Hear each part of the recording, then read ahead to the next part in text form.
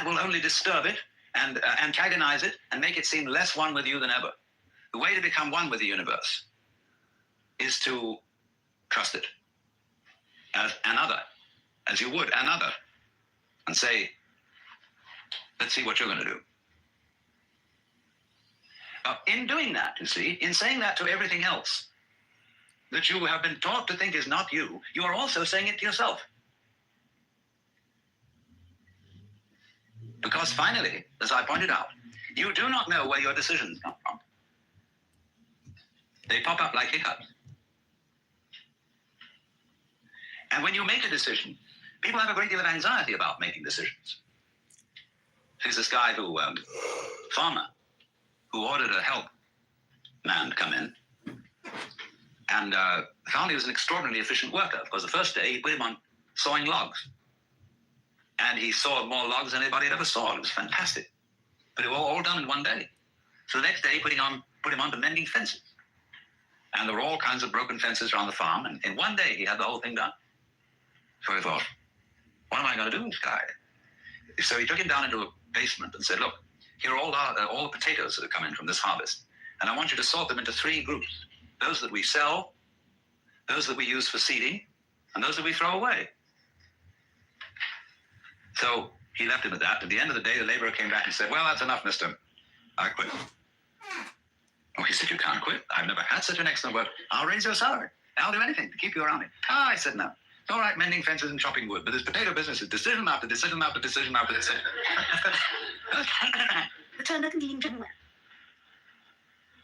So when we decide, we're always worrying, did I think this over long enough? Did I take enough data into consideration? And if you think it through, you find you never could take enough data into consideration. The data for a decision in any given situation is infinite. So what you do is, you go through the motions of thinking out what you will do about this. And then when the time comes to act, you make a snap judgment. And I mean, I'm speaking a little extremely, making some fun of it and so on, because after all, we do occasionally get the vague outlines of things and make a right decision on rational grounds.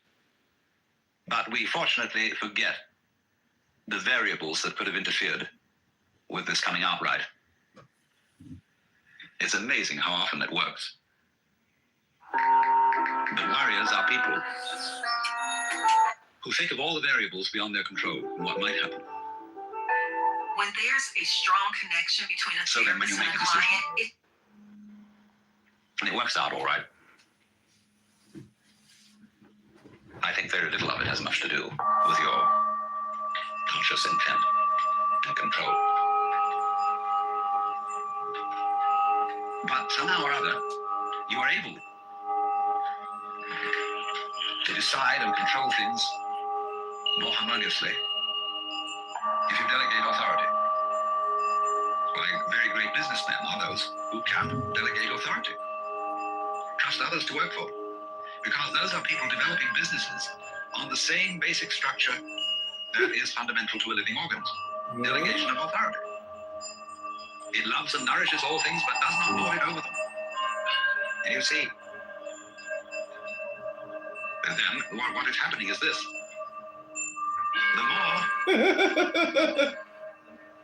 you let go of it and trust it, as if it were quite other than you.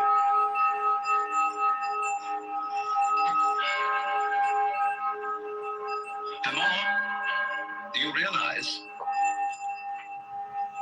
the inseparable identity of self and other.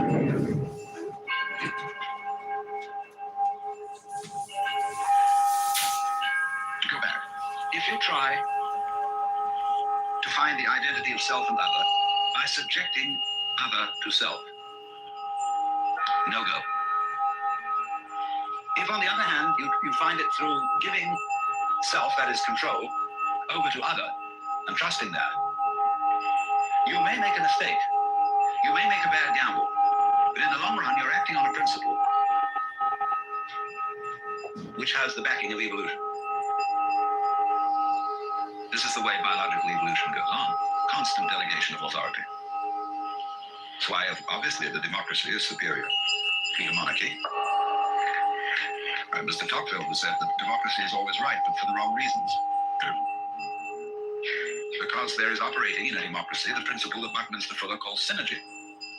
And synergy is the intelligence of a highly complex system, the nature of which is always unknown to the individual members.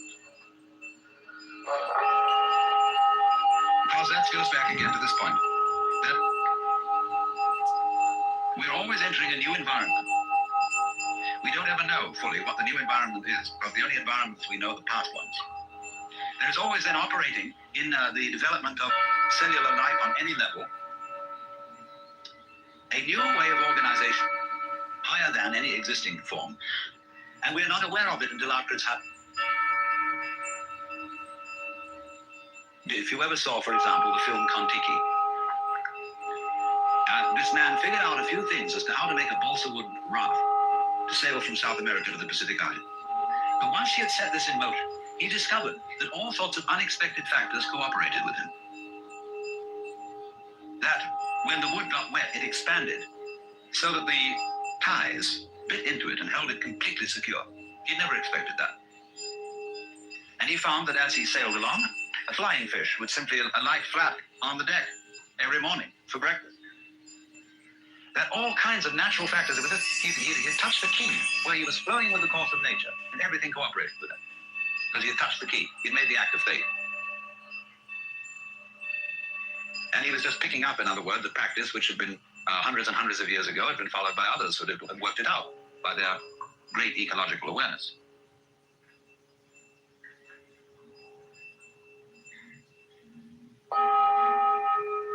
So we do come out of this way of thinking to something which has, I would say, the most enormously creative and revolutionary social consequences.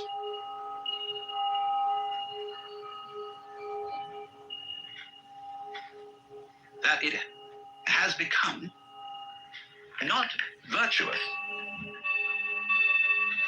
not self-sacrificing, and not anything like that. It has become the hardest practical politics to let go control to others, to give up trying to dominate the scene.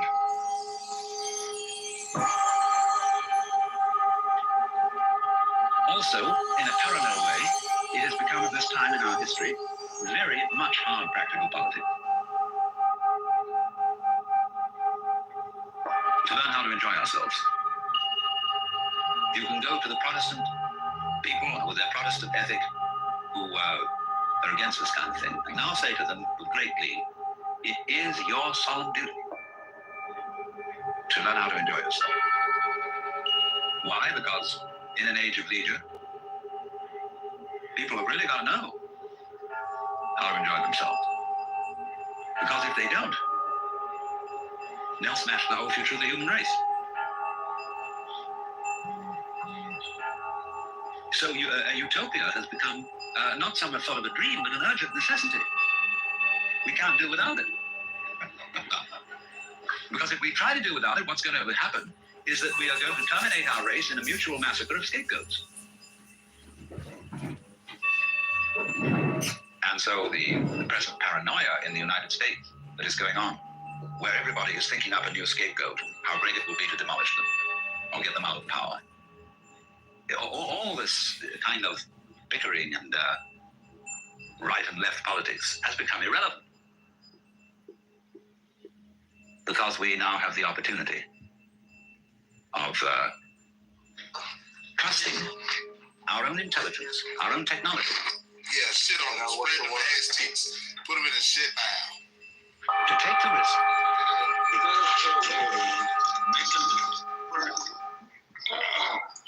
Another low IQ, dumb room, stupid people talking about nothing, wasting time.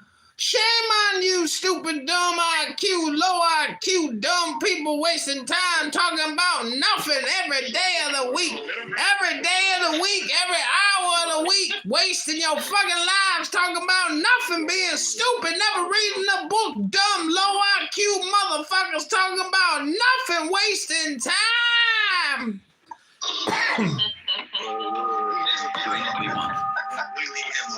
which will work. To the extent that we realize that what I want, basically, what I really want is what you want. And I don't know what you want. Shayla. Surprise me.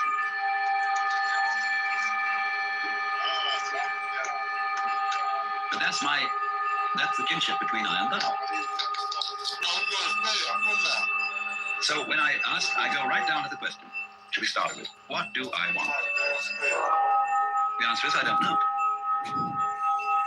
When Bodhidharma was asked, who are you? Which is another form of the same question. He said, I don't know. Planting flowers to which the butterflies come.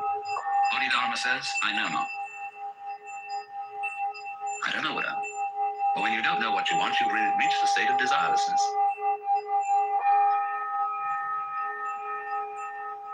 When you really don't know. You see, there's a beginning stage of not knowing, and there's an ending stage of not knowing. In the beginning stage, you don't know what you want because you haven't thought about it, or you've only thought superficially. Then when somebody forces you to think about it and go through and say, yeah, I think I like this, I think I like that, I think I like the other, there's a middle stage. Then you get beyond that. Say, is that what I really want? In the end, you say, no, I don't think that's it. I might be satisfied with it for a while, and I wouldn't turn my nose up at it. But it's not really what I want. Why don't you really know what you want? Two reasons that you don't really know what you want. Number one, you have it. Number two, you don't know yourself, because you never can. You know, the Godhead is never an object of its own knowledge. Just as a knife doesn't cut itself, fire doesn't burn itself, light doesn't illumine itself. It's always an endless mystery to itself. I don't know. And this I don't know, uttered in the infinite interior of the spirit, this I don't know is the same thing as I love, I let go, I don't try to force or control. It's the same thing as humility. And so the Upanishads say, if you think that you understand Brahman, you do not understand, and you have yet to be instructed further. If you know that you do not understand, then you truly understand. For the Brahman is unknown to those who know it, and known to those who know it not. And the principle is that any time you, as it were, voluntarily let up control, in other words, cease to cling to yourself, you have an excess of power. Because you're wasting energy all the time in self-defense, trying to manage things, trying to force things to conform to your will. The moment you stop doing that, that wasted energy is available. And therefore you are, in that sense, having that energy available, you are one with the divine principle. You have the energy. When you're trying, however, to act as if you were God, that is to say, you don't trust anybody and you're the dictator and you have to keep everybody in line, you lose the divine energy. Because what you're doing is simply defending yourself. So then, the principle is, the more you give it away, the more it comes back. Now you say, I don't have the courage to give it away. I'm afraid.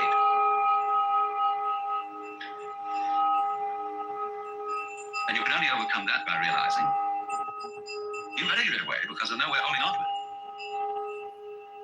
The meaning of the fact, you see, that everything is dissolving constantly, that we're all falling apart. We're all in a process of constant death. And that the world we hope men set their hearts upon turns ashes, or it prospers and like snow upon the desert's dusty face, lighting a little hour or two is gone, you know, all that Omar Khayyam jazz. You know, the cloud-capped towers, the gorgeous palaces, the great globe itself, all which it inherits will dissolve, and like this insubstantial pageant, faded gleam on a wreck. All falling apart. Everything. That's the great assistance to you. See, that fact that everything is in decay is your helper. That is allowing you that you don't have to let go because there's nothing to hold on to.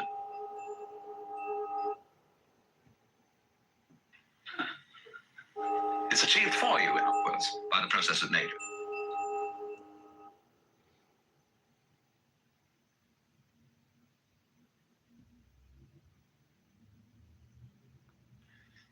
So once you see that you just don't have a prayer, it's all washed up, and that you will vanish and leave not a wreck behind. Another room full of dumb, low IQ people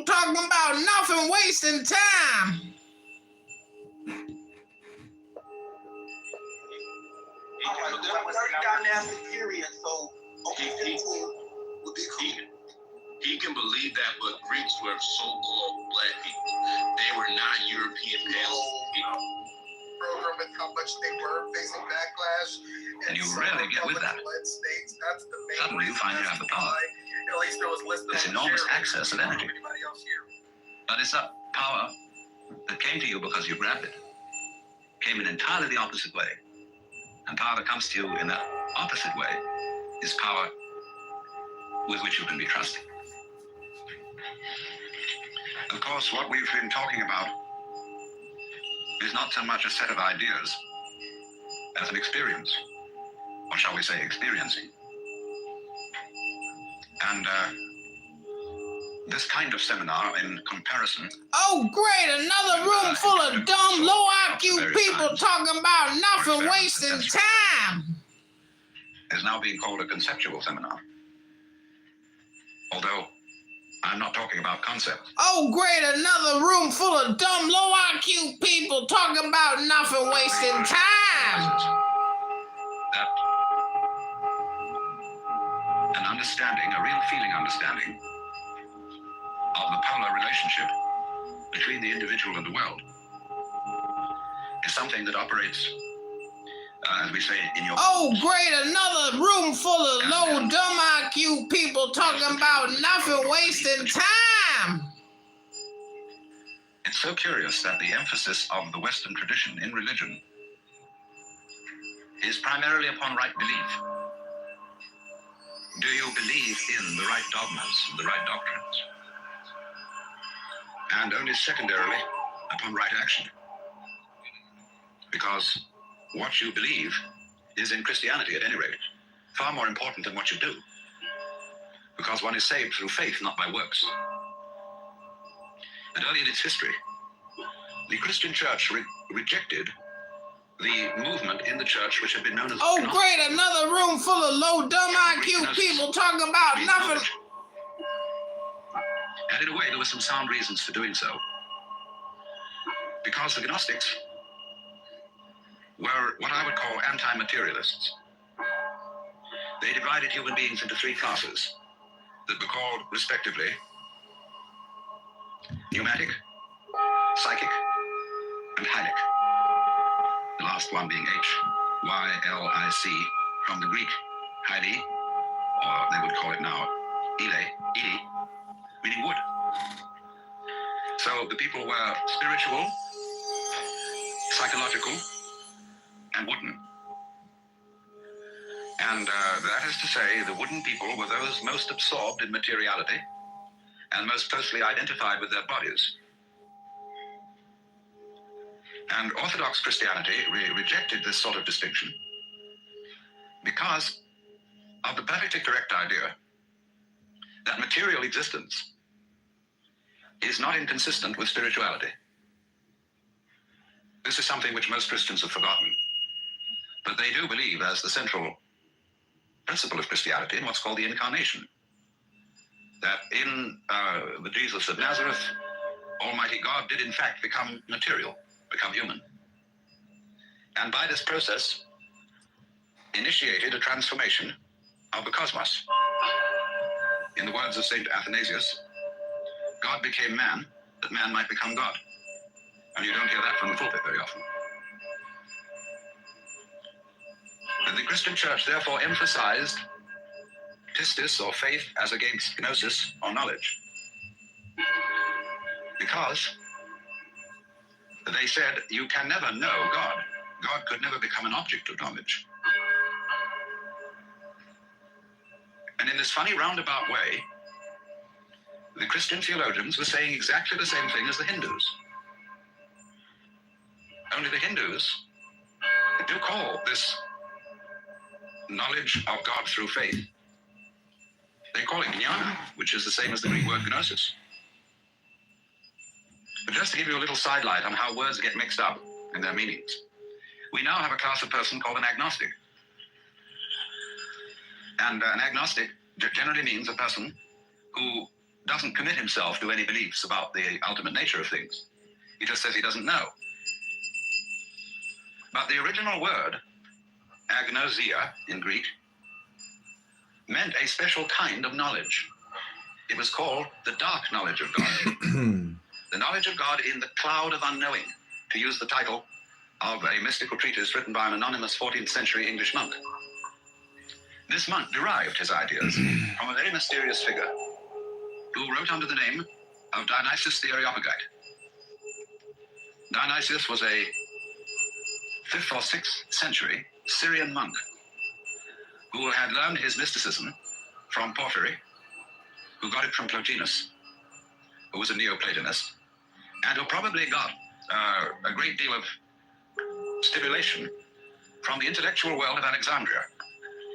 And Alexandria, in the early years of the Christian era, was a tremendous exchange place between East and West. Buddhist monks visited Alexandria. It was one of the great centers of trade between Rome and India.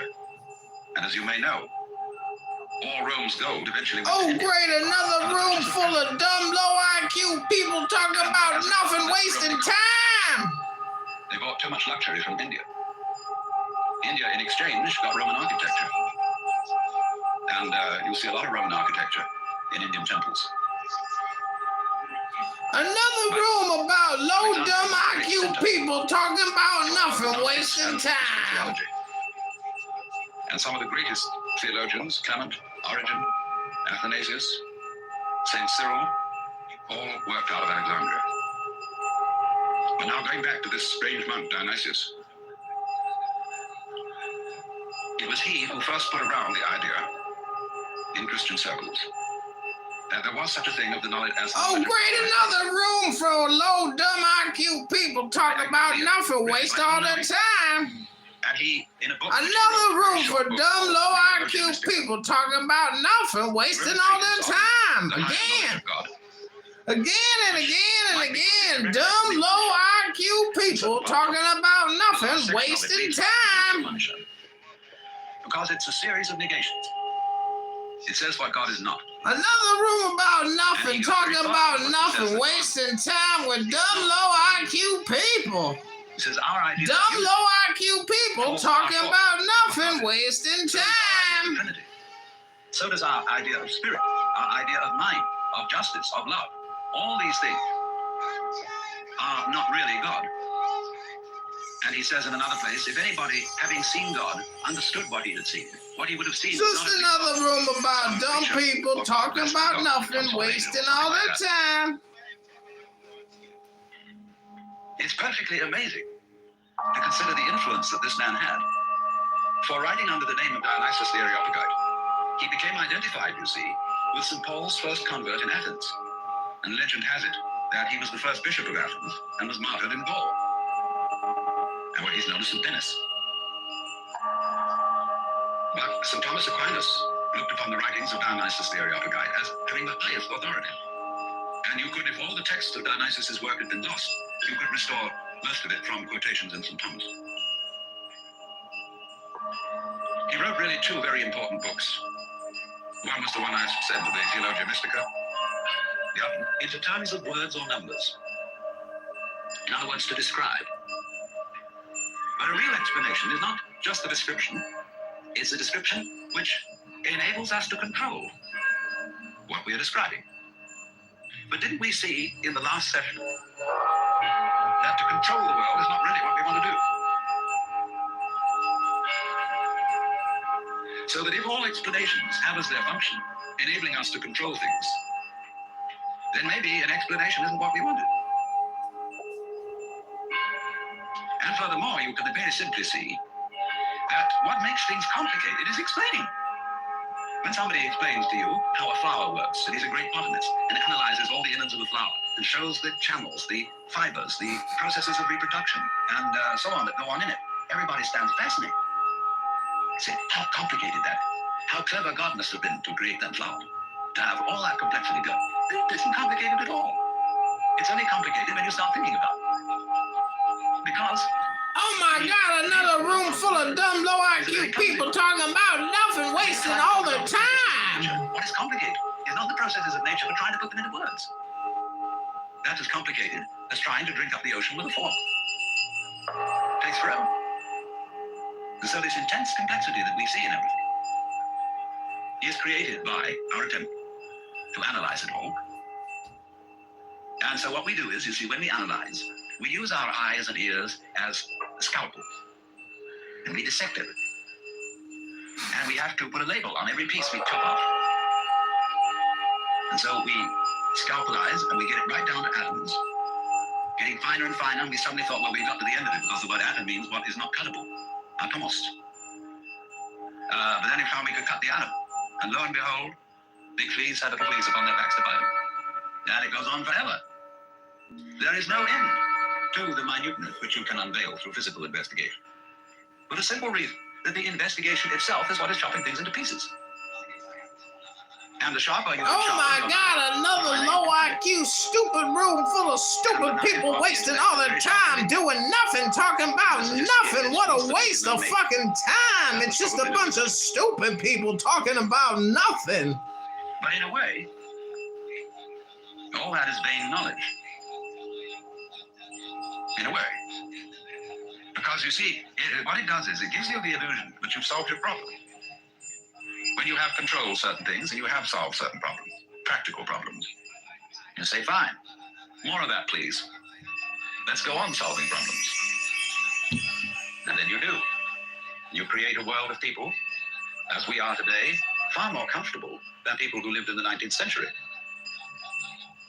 Just remember the troubles of going to a dentist when you were children, or some of you when you were children, of medicine, of badly heated homes, of all sorts of things that we don't put up with anymore. But the problem is we keep running into this thing. Oh my God. All constant stimulations of consciousness become unconscious. And when we take it as a matter of course to have certain comforts, then we switch the level on which we worry. When you solve a whole set of problems, people find new ones to worry about. And after a while, you begin to get that haven't we been here before feeling. Aren't we just going around on a cycle and doing it over and over and over again because we don't realize that we're chasing our own tails?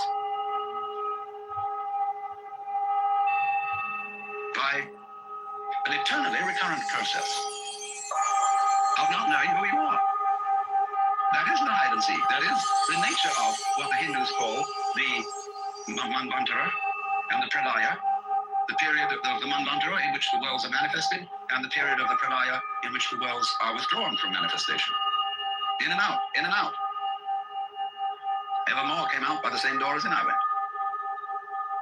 And the thing is to get to the point where you can see that you are doing that in every You've gone now to that level of your existence. Yeah. With every tiny little atom of your body. You now at this minute. For some reason it's different with Israel. No, I mean, it's not. Normally that's the case. Normally what you said, Chris, is the case.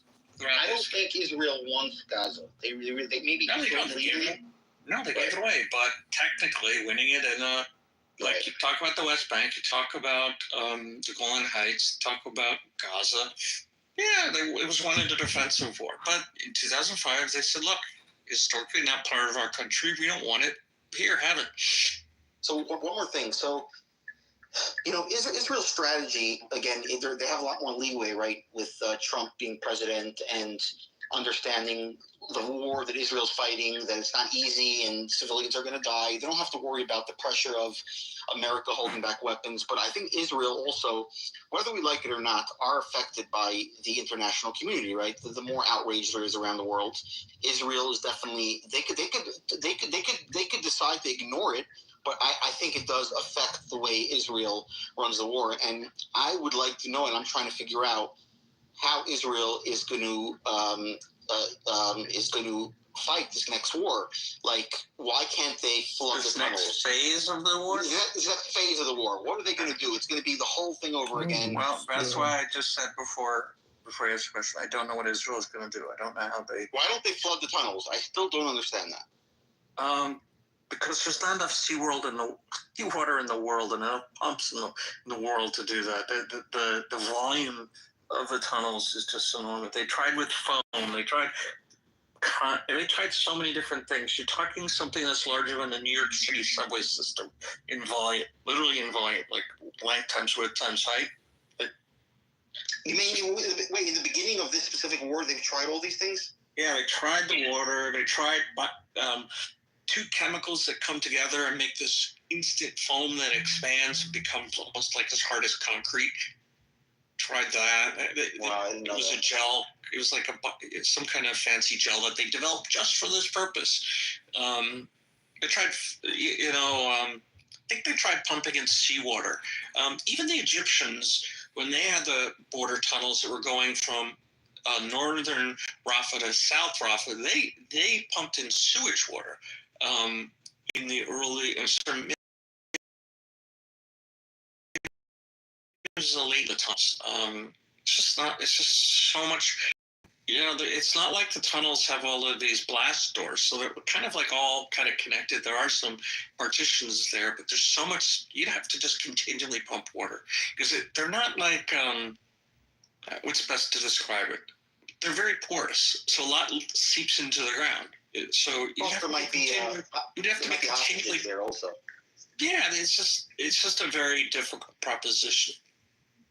I don't believe what you guys were saying about land being taken in a defensive war makes it legal. I think that used to be the case. What treaty changed that?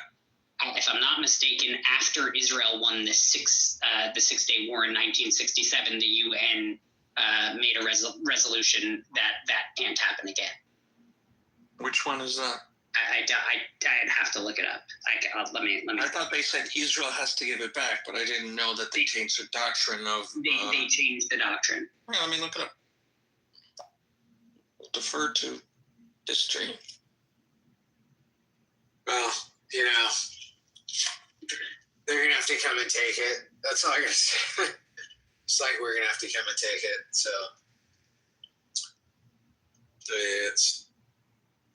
there has to be a consequence for starting a war.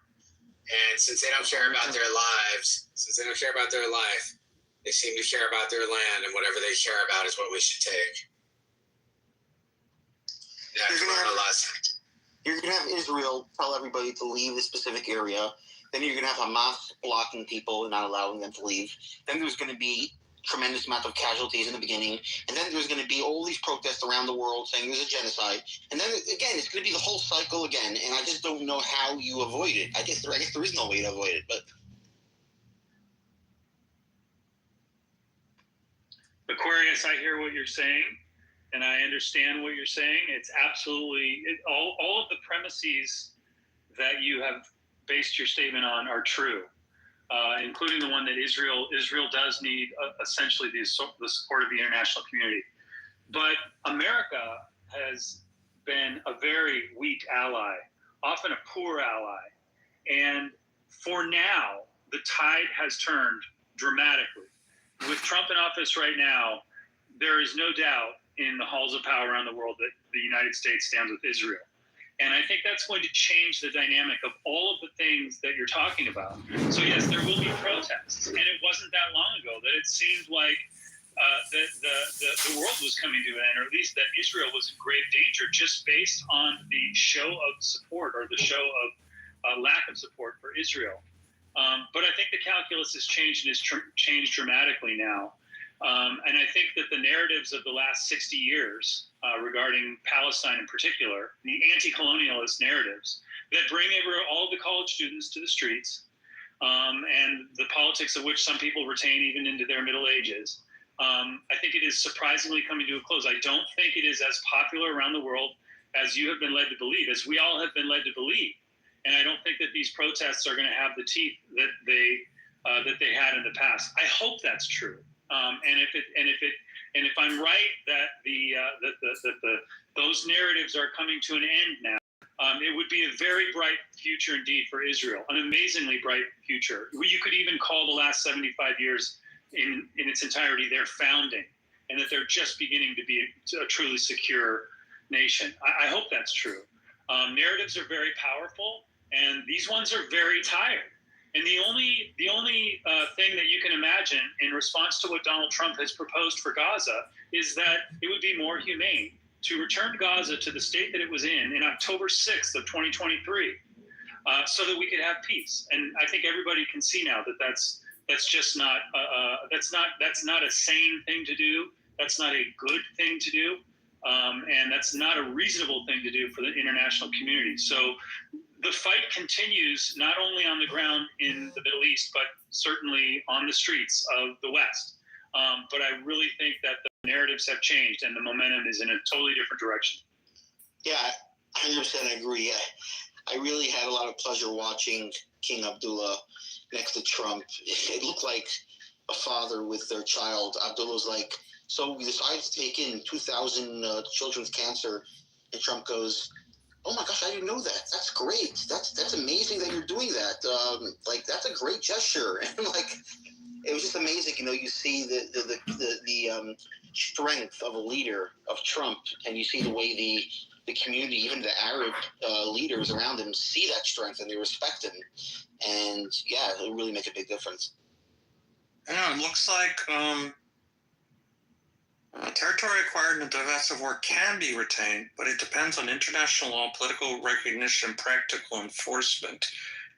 Country gains land defensively and can secure diplomatic recognition. That's the key point. It is more likely to keep it. Global powers oppose the annexation. They may impose sanctions, non-recognition policies, or even military opposition. Look at UN Security Council Resolution 497, which was... Yeah, and then it says... Yeah, then it says Article 51. Where does it say Article 51? According to the UN Charter, Article 2.4, acquiring territory, so blah, blah, blah. Hold on. Some legal scholars argue that self-defense, Article 51, could justify territorial changes if necessary for security. And so it refers to Article 51 of the UN Charter. Yeah, nothing in the present charter. Specific resolution that said that that's not the case for the Golan Heights in Israel, and that therefore that's why they don't recognize the annexation. I mean, to me, that's the clearest example of necessary land for security purposes, right? I mean, they were shelling it from the north. They were shelling Tiberias. They were shelling kibbutzes. They were shelling everything from the north. I mean, from the highlands of the Golan Heights. And then Syria attacked, and they won it. So, like, it's a necessary component to maintain security.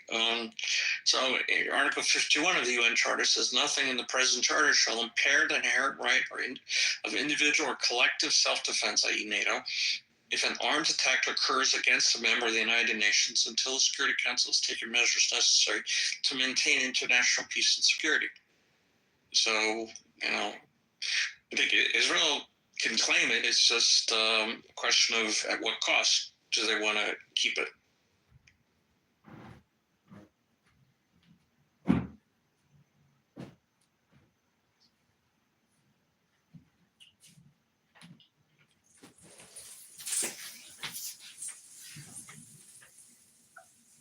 Also, just it says in that article that JB shared up top that Israel now demands Hamas release all hostages. That's not actually the case. That's kind of misleading. They're demanding 9 specific hostages be released on Saturday. Wasn't Trump who demanded all? Trump demanded all, but the article up there said Trump. Trump didn't clarify. He said all. He didn't clarify. Well, that's a pretty clear all. How many more than 9 are there? Well, no. He might have what he might have meant by all, because a lot, like the press was asking this specifically, was does this mean all the hostages, or does it mean all who were meant to be released on that date, meaning the 3 that were originally agreed upon? All has only one meaning. And it's all. Is all. All is all. There is no all. There is half. There is no all. There is 85%. There is no all. There is 75. All means all. Period. Every single one of them, because the body is alive. After but come bullshit. There is no but. No, but Bibi said he wants 9. That's not. It's not what. He didn't say. Bibi didn't say all. Bibi said 9. Bibi also did not say 9. Yeah, the Bibi said all. Bibi did not say number. Yeah, Bibi said all this morning. What you hear is interpretation of the leftist Israeli TV channels. Wait, the title That's of what that you hear. says, Israel now demands Hamas release all hostages by noon Saturday. Yes. There you go. Where does Yes. 9 appear in this article? No, Yaakov, also not only 9 was not in the topic at all, but this is a Hamas propaganda. Hamas is trying to get away with it and be like, oh, he means only the 9 who are left from this deal. No. They said all. Every single person who talked about this, which is Trump and Bibi, both of them said all hostages, meaning every single remaining hostage that is right now held by Hamas terrorist organization and Gazan people, because many hostages have been taken by the Gazan people, Gazan families. When IDF rescued the hostages, many of them were in homes, civilian homes, meaning civilians are complicit with this whole thing. So there is no such thing as civilians and Hamas. They're all same. There is no such thing as Gazans or Gazans. So anybody that is a hostage by Gazans, whether Hamas, whether they want to call themselves jihadi, Palestinian, bullshit, or whatever name that they want to choose. Gazans equals Hamas, and that's it. Meaning every single person who is held by these Gazans has to be released. If not, there's going to be hell in the Middle East. He did not specify which country, which area. He said hell in Middle East. Meaning it can be all in Gaza, it can be in the West Bank, it can be in Jordan, it can be in Egypt, it can be in Iran, it can be in Saudi Arabia. You never know. It's also going to be in Yemen because the head of the Houthis said their fingers are on the triggers. They're ready to start attacking if the ceasefire breaks down. So I am sure the U.S. Navy is going to have something to say about that. Maybe even the U.S. Air Force. Also let's not forget that Qatar has been supposedly the ones mediating with all of this, so they're gonna go into hell also with this. So anybody that doesn't support, you gotta be careful. Qatar hosts the largest U.S. military base in the region. Well, you guys think that military can fuck them up in 2 seconds. I agree. And by the way, you guys keep talking about the USA wants a military base in Gaza. That's the BS of the. Wait, who said that? No one said that. Oh, a lot of people are talking about that Trump wants to build a military base in Gaza. I never heard that. Oh, yeah, so it's not going to be all in Saudi Arabia. The thing of it is, the only thing that he wants is to build a big port in Gaza, so he's going to be able to save billions of dollars on the Suez Canal. Yeah, but there's no. Yeah, you can build a big port, but how are you going to get the stuff how are you going to get to the Red Sea? Like, you need the Ben Gurion Canal or some canal to connect the port with the Red Sea. The Gulf of Aqaba.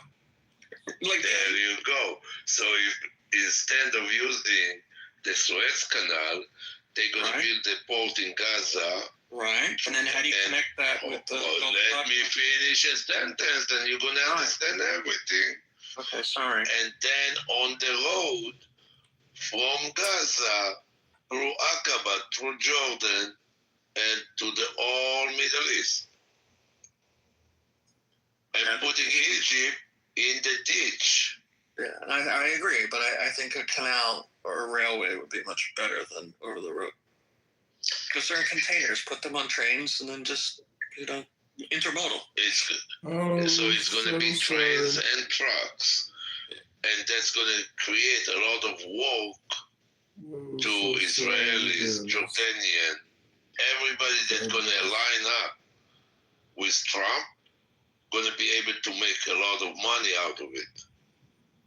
May I ask when have you heard Trump say that he wants to make it into a base? I mean, he said it multiple times that he wants to make it into like a beautiful city for the Middle East. Where have you heard him say that he wants to make it into a military base? It's not him.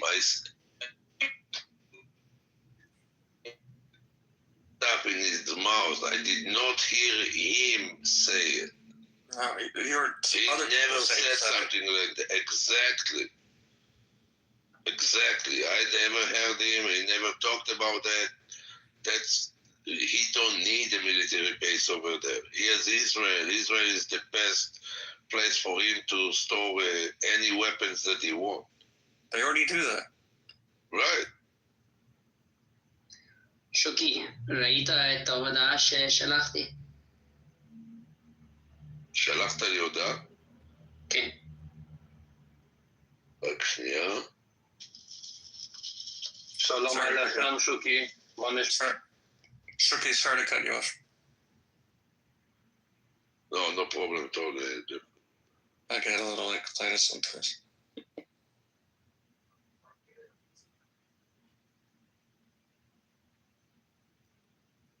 אין שום בעיה, רפה, הכל בסדר. זה הכל מים מתחת לגשם. בסדר. תודה.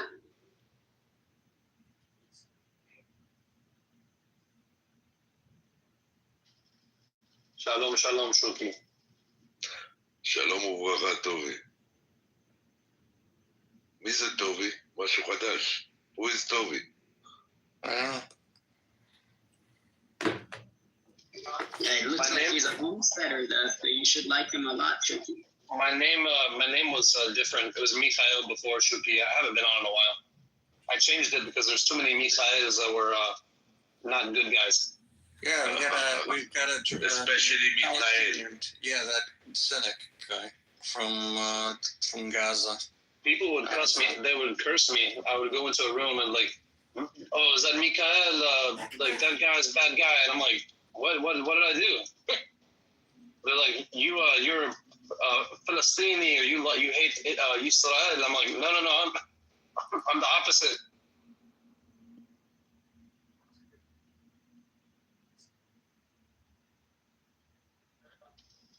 Shuki, how are the cows? Oh, shit. We're waiting for them to give birth. I saw a video of miniature Shetland cows.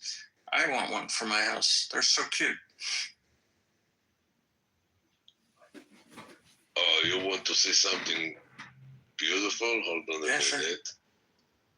Hold on a minute. Isaac. You will love it. You know the miniature horses are really cute. Oh yeah, miniature houses, miniature donkeys are cute. And, as people, we like take these things and selectively breed them to whatever we want. I don't know if it's good or bad, but the end result is pretty cool. Yeah. Yeah, I guess that's how they make draft horses. They selectively bred the largest ones. I mean, they do the same thing with fruit. It's obviously different, but. Yeah. Shuki, did you get a new handle, a new account? Depends. I don't know what time you're referring to. How old is that little pony? How many? It's not a pony. Okay, what I don't know. I'm a generic American. It's a little horse. It's a pony. He born on January 14th. So wait, what's a small boy's what do you call that? What's the word? Ball. Ball. Thank you. I don't know. Pony is for girls. I thought pony was all encompassing. Just a small. Pony is broad.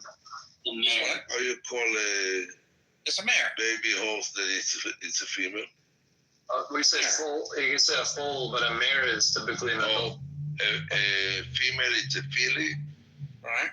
and a boy it's a foal. But in colloquial English, a pony is just a small horse of any gender. Yeah. It's just like It's a low height. No, it's just it's non-mature. A pony is like Low it's height. like a little pet. Low height. I For smaller have children. I have two ponies in Really? in So my yard, and adults? they are over. Yeah, they Adults steal a pony if they are less than 14 and a half hands. It's considered to be a pony. What do I know? I've been using that word incorrect my whole life. But yeah, this video that I sent you, it's 10 minutes after he born. Wow, that's cool. Walking in 10 minutes. Yep. I like the same videos of horses. I mean, elephants giving birth. Yeah. Oh my God, that's amazing. Yeah, that is amazing.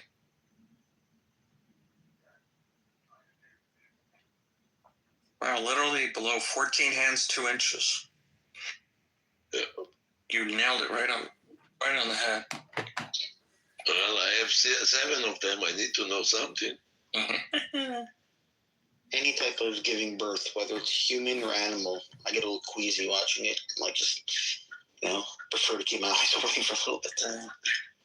Or you know what's the craziest thing is watching a giraffe drop a baby giraffe like 10 feet to the ground. You think they're like going to be damaged, but somehow they're okay. They're pretty high up. They don't even bend over. They don't even lie down. They just like they're walking. And they let it rip. It's just, if you watch the video, it's really scary watching. The phrase "high as a giraffe pussy" is definitely a serious phrase. Is that a phrase? I've never heard that. Yeah, you've never heard this one? No. Where do you come up with that? Really? I just heard that before. I've heard high as eagle's tits, high as giraffe pussy. Okay, Danny, have you heard this phrase? Right. What's it referring to? Like, what do you use it as? Like the consumption of marijuana. Oh, okay. Oh, I guess any drug could work. See, I'm not into the drug culture, so I don't know. I mean, for example, like when I had my wisdom teeth taken out, I was high as giraffe pussy. Sounds better than high as a kite. Yeah, kites are supposed to be high. Arguably higher than giraffe pussy for sure. Yeah. I always find it funny when people get so amazed at how quickly baby animals are up and walking after they're given birth, but really we are the outliers. Like, humans are the only ones that aren't like that. Yeah. I think that's why people are amazed that they're up and... I mean, when you think about it, they have to, or those little things would be killed by their enemies. They'd just be food. So, as people, we can protect our young. We can take them, we can hide them in trees, we can hold on, the mother can hold on to them, raise it off the ground. But animals, if they don't start walking right away, they're dinner. Right? That's what I think. They're not the only ones, but definitely the majority are like that. I mean, the dumb animals, the animals that are not very smart have to, that's the only way they would survive. Yeah. I love watching deer try to walk as little. Yeah, that's really cute to try to watch that. But watching a giraffe learn to walk is pretty funny. But within 15, 20 minutes, they're walking around like a pro. And now we got the animals from Gaza, but it's pretty good. I know we're thinking about Hamas animals, somehow they go together. Yeah. I'll be honest with you, in the beginning of the war, when Netanyahu called him subhuman, a chill went up my spine, because that's what the Nazis did to the Jews. They made them subhuman before they started killing them. They said, these people are not human, these people are less than human, they're less than. And we should never, we can say that they're terrorists, we can say that they did evil things, but if the moment we make them less than, we're doing bad things. And I think the optics of that were just terrible. You know what's beautiful about Trump plan? What? That now the world cannot blame Israel for that. And the world don't has the guts to say something to Trump. But he did. I mean, the world will not remember, but if you look at his statement very carefully, he said Israel will figure it out. Like, he didn't Israel do gonna anything. figure out. No, you're missing the point. Israel gonna figure out how to bomb the shit out of them. But the land, he is the one who's taking the land. Oh no, I got that point. I thought you were talking about bombing the shit out of them if they don't get the hostages. To bomb the shit out, of course. He said, America gonna supply the bombs, and Israel gonna figure out how to do that. He don't want. And by the way, today somebody asked him what's gonna happen to the Hamas, and he said, "Well, it's for them to find out. I'm not sure that they want to find out, but it's for them to find out." I mean, it's because Trump doesn't want to have anything to do with Hamas, nothing to do with having boots on the ground. He's like, we're not getting involved with any war. That's Israel's choice. Israel. That's what he's emphasizing. He's saying we're only gonna only have to do with rebuilding Gaza and owning that land to make sure it doesn't become a hub for terrorists again. Everything else is Israel's business. That's basically what he's saying. Well, it perfectly makes sense. It perfectly makes sense why American soldiers need to put their boots on the ground. There is no reason for that. To be completely honest, there is no reason also for Israeli troops to put the boots on the ground. Bomb the shit out of first, cut all humanitarian aid. Second, no water, no electricity, no fuel, no gas. Give them 2 weeks like that, all the hostages gonna come out so fast, you don't even understand. And then bomb the shit out of them. I agree. That would be ideal, but again, Israel's going to have to deal with international community and. Really? After Trump said to do that, you think? Okay, let's. I'm talking about cutting off aid and water and all that. Okay, fine. I'm with you. Hold on a minute. I hope they do it, but bear with me for a second. Let's go back 3 weeks ago before Trump went into office. 2 days before he went to the office, they wanted to. For a few minutes, can I mod somebody? All right. So before he went into the office, the UN want to put a resolution against Israel. And they wanted to do that when Biden was in office, so Biden not going to put a veto on that. But all of a sudden, when Trump came into the office, you don't hear nothing from the UN, you don't hear nothing from Europe. All of a sudden, everybody got muted. They don't have any tongue anymore. They don't talk no more. Don't you see that the last week, nobody talked against Israel? Not even a single word.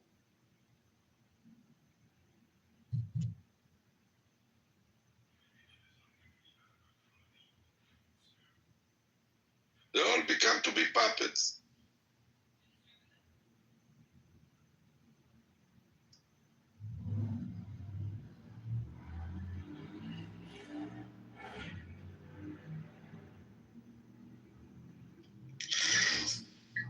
So, Shuki, so you or anybody on the stage believe that Netanyahu is going to cut off water, aid, everything. Do you think he will do that? Well, I'm going to tell you why yes. What he got from Trump, this visit, in the wettest, in the most wet dream that a human being can dream, he couldn't dream a dream like that. So now, to go against what Trump said that should be done, it's the most stupid things to do. If somebody giving you such a long leash, you should kiss his feet and lick the floor before he's stepping on.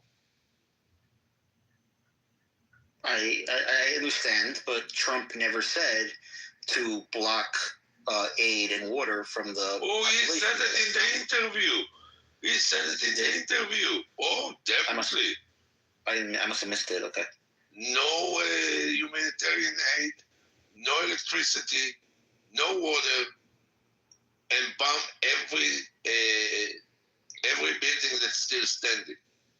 If they did that in the beginning of the war, you're right. It would have been over a lot faster. It almost was. It almost was, exactly. Biden was the motherfucker that flipped that.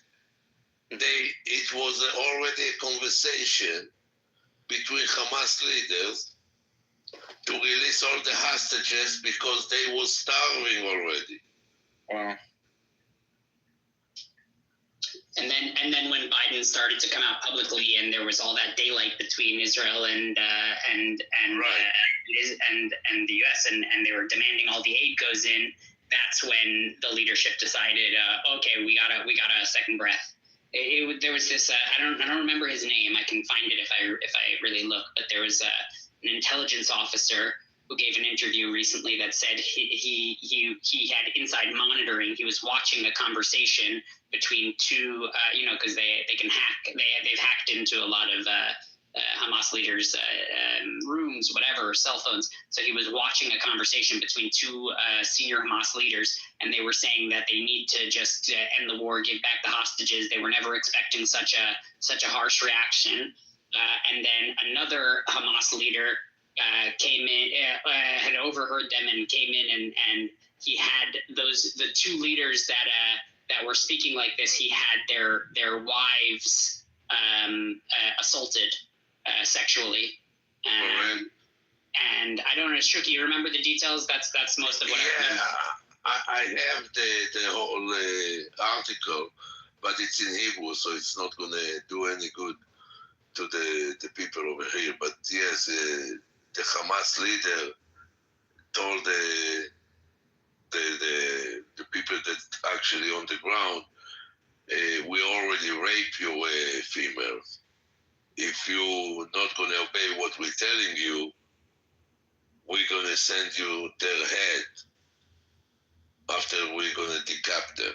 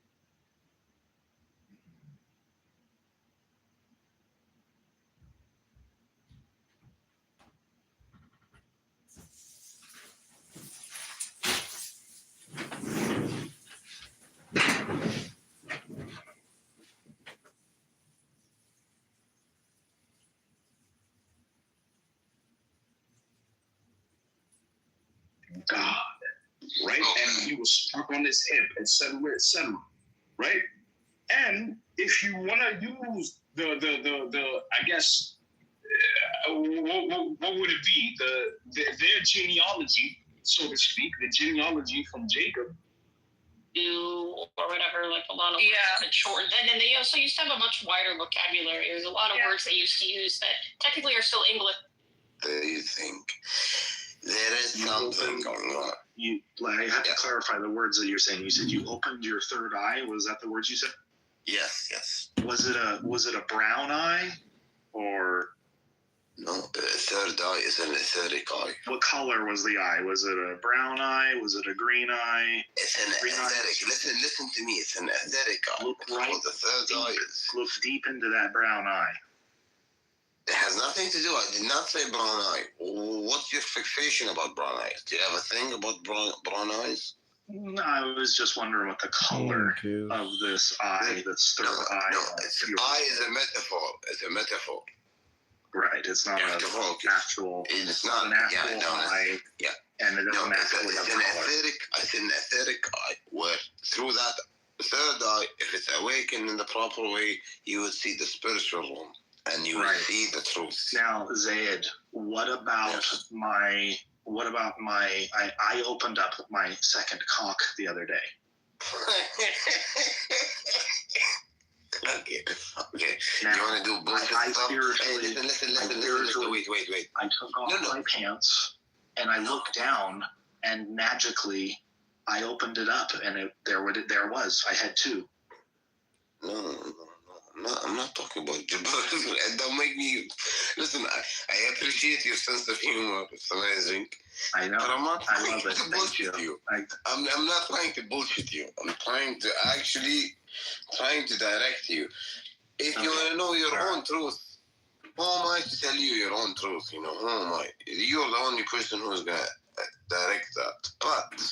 But I highly advise you to seek spiritual paths.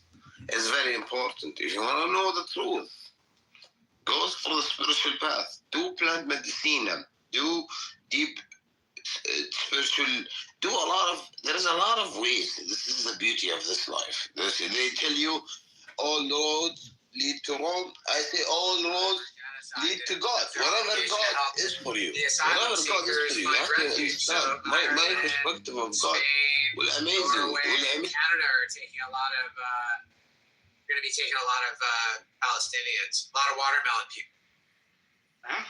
Thankfully, I don't live in Ireland. Yeah. No, thankfully, I don't live there either. I hate to live in such an anti-Semitic shithole. So. Really? Really? Maybe I should move there. Maybe you should. I mean, you'll fit right in. I know. Well, they're like my cousins. Close enough. That's okay. So. Can you train a dog to be anti-Semitic? What do you think? Probably.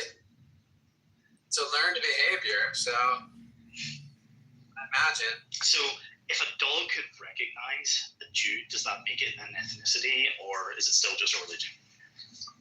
I mean, how would it exactly recognize them? Like through the smell? Like maybe they smell different. Jews kind of smell different. I mean, Jews smell, right? They smell a little like money. So yeah, isn't money the dirtiest thing in the world? I know those fucking filthy, dirty, rich. I can definitely smell that. I was gonna say so. Money is disgusting. You didn't say money. I wish he smelled like money. I smell like money. No, you don't smell like money. You smell like a cowboy. From Texas. At least I don't smell like shit. Just saying. No, but your facial expression looks like it smelled shit. That facial expression is dumping a big load of watermelons out of me. After I can shoot them up. Be careful, it gives you diarrhea if you eat too much. You have to forgive me. That's the watermelon reference. Like, better out than in. For black people. It's for Palestine. So I'm a little black people and Estonians. Is it a TikTok thing or something? Can the low IQ excuse me everyone, but can the low IQ dumb people in this room please let me know, do you hate the N-word people more than the J word and the Z word people? Which one is it? Thank you very little. The most, Alan. I hate myself the most. I'm a self-hating. I had a case of self-hating JDS. Okay. It just depends if you mean. I'd just like to remind everybody that the subtitle to this room is Low IQ Dumb People Wasting Their Time Talking About Nothing. That's funny. I don't see a subtitle. Have I not updated that map yet? Welcome to Dinner for Schmucks Part 2. This is called Low IQ Dumb People Talking About Nothing, Wasting Time.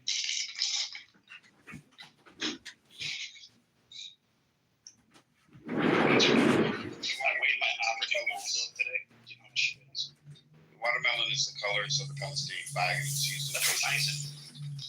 Mr. Allen was. I weighed my dog today. Do you want to guess how much she weighs? Go ahead. Come on, Mr. Watts. He's obsessed with my African lamb dog. Oh, he's being a nigger. Amazing.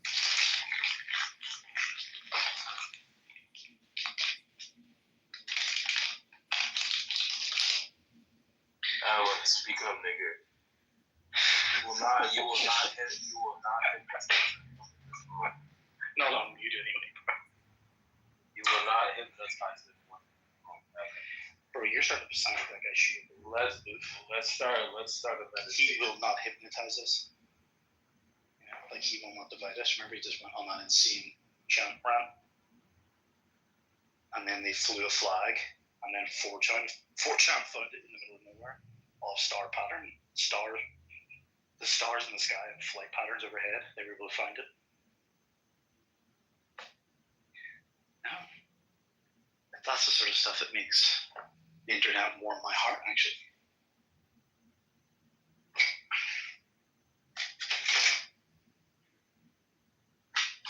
Oh, God, you guys are all being born tonight. Everybody's just waiting for the war to start.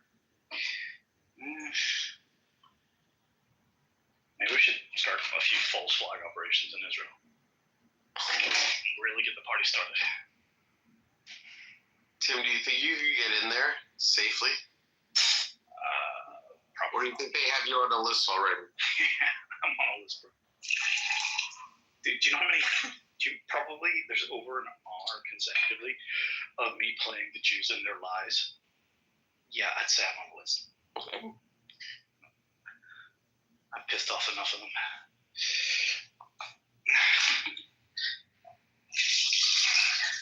Who have you told about that dominion? Nobody. Rick, I'm gonna send this to you. What's up, Diego? What are you talking about waiting for the war? You talking about Saturday? Trump's Saturday. Trump's comments? Those are some tough comments. Yeah. You guys are gonna blow it all up again.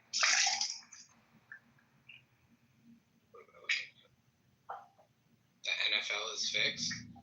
Mm-hmm. Is it that tweet?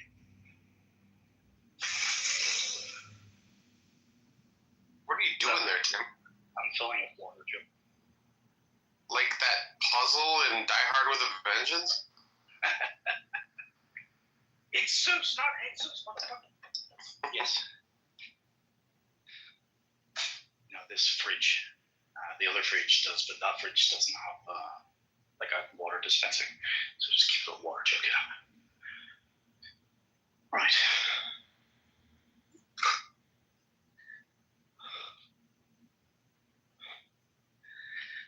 Just so funny.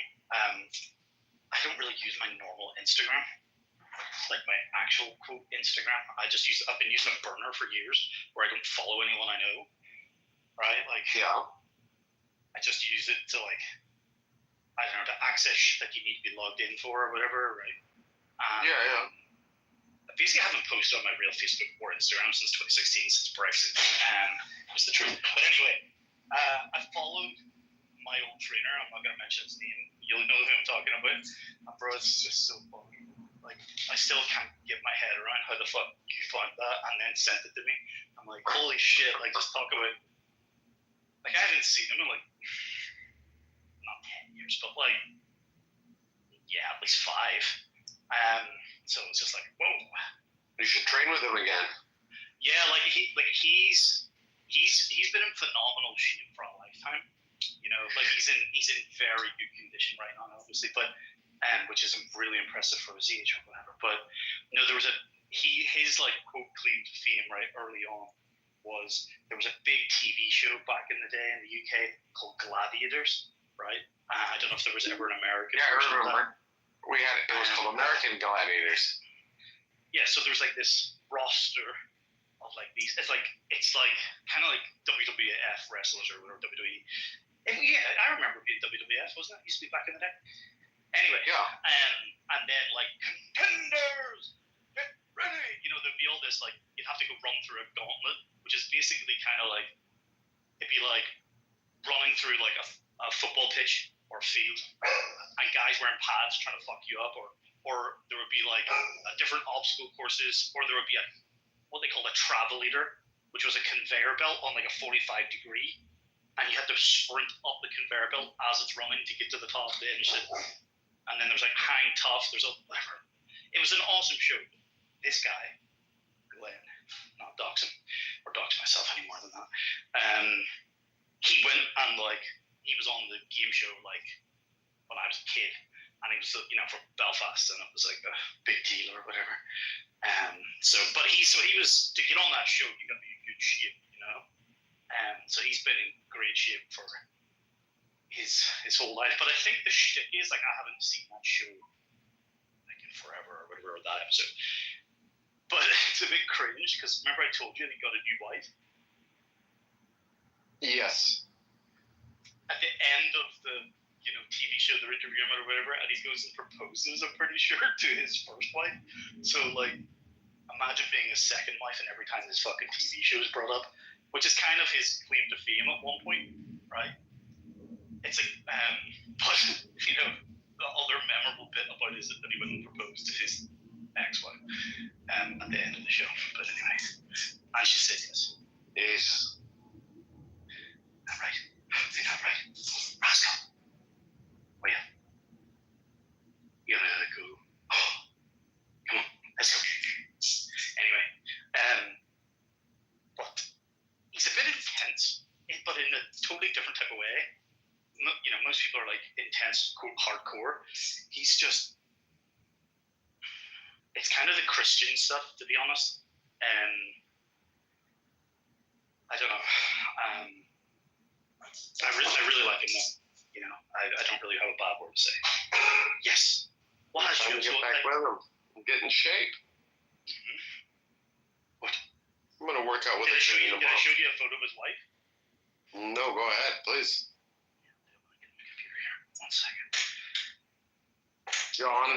John's all yoga. No, he doesn't do weight training. Yeah, he's a fucking faggot, that's why. Rick is all golf. He doesn't work out on the off season. He does like CrossFit type shit. What's that, 45 or what the hell is shit called? Yeah, no, Diego. I actually love the golf off season because then I actually work out. Wow.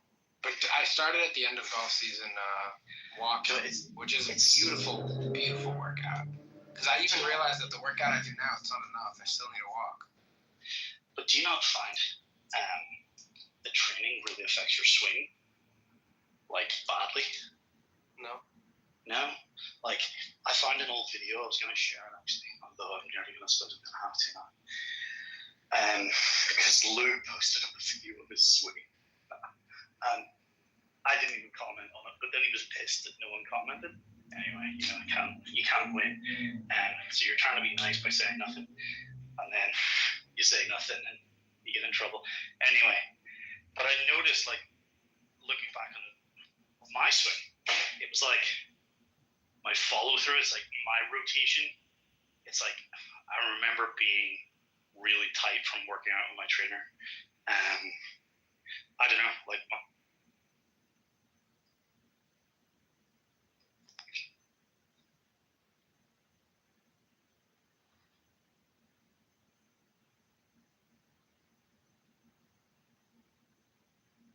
Did he cut out or is it me? Yeah, he did. Okay. Yeah, I agree with Tim. You cut out, Tim. I said training 2 or 3 times a week with a PT and then also having a golf lesson once a week at the time. Working out used to really fuck up my swing and make me really stiff is kind of what I'm saying. I agree with you on that. So my best swing I've ever had was in high school when I wouldn't do anything but play golf. Oh yeah. But the flexibility and that rotation Yeah, one second when I get on the computer here, I'll send it to you. Also, Lou needed to he needs to look at his swing in slow motion. That's what you really need to do. If you ever go and get a good lesson, back in the day they would have brought a camera and a tripod out with you before, they have those studio booths where you get a lesson with all the cameras, and they're just they can mirror your swing against whoever you want, your favorite golfer, kind of like what you were doing, right? You were you choose Rory, and they would just show you the differences and then play them to you. And there's something about watching it in slow-mo. I suppose you get more time to see the actual motion, but he's just whipping it around. He's not really swinging. I don't know. That's just a language thing. Yeah, I did that. I did the in America it's called golf tech. I don't know. That sounds like a brand or something. But it's a brand that does golf swing analysis in slow mo. Yeah. I don't know. Just the club, and you could train with the pro. They had two off the driving range that had these two special bays built into the side of the the hill. And so you played it onto the driving range as well. But, it had full studio and camera setup, which I found really beneficial in the beginning. Oh, I agree. It's the seeing is believing. That it's you ever get a lesson when you were a kid, and the coach would he would just come and grab the club and just be it needs to be here. You're where? You're I can't see what you're doing. He's just moving it. I don't know. Yeah. It was weird memories because I don't ever think verbally. I don't give people instruction about golf swings. So you just kind of, I don't know, you just absorb it at some point. So trying to explain, get the words back to Lou what he was doing or what he needed to be doing was kind of funny going down memory lane. Oh yeah.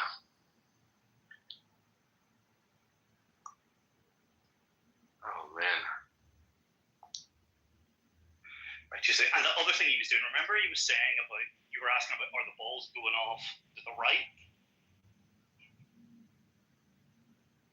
Yeah. You were asking, right? It looked like they were. Well, here's the problem. Where the fuck were his feet pointing? He said as he was hitting them pretty straight. I'm bro, you're even way off to the fucking right. This is the problem. Because I used to have a bit of an issue with that, so I would kind of counter. I would position my feet, which is not what you're meant to do. You're meant to improve your actual swing, right? But you kind of sometimes just have to make work what you've got. Then trying to rebuild an entire swing. Right, where the hell did I see it? I'm looking for a video of me practicing, but I can't find it. Where's the...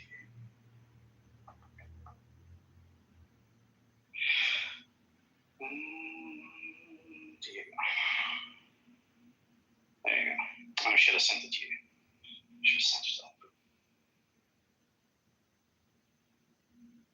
Well, this is the fucking dangerous thing. Do you see this pedo account of someone set up for me? It's the same fake account, I think, of the one that mimics Christy. Jesus. But this is it. It's I fucking regret posting my own goddamn photo or picture up ever on this app because you just don't know how screenshotting shit. There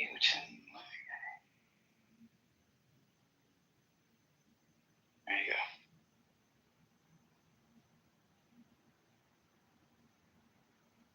And he also needs to really, I thought he needs to really slow down his backswing. Not actually hitting it, but just actually pulling back. but he would need to know where to actually,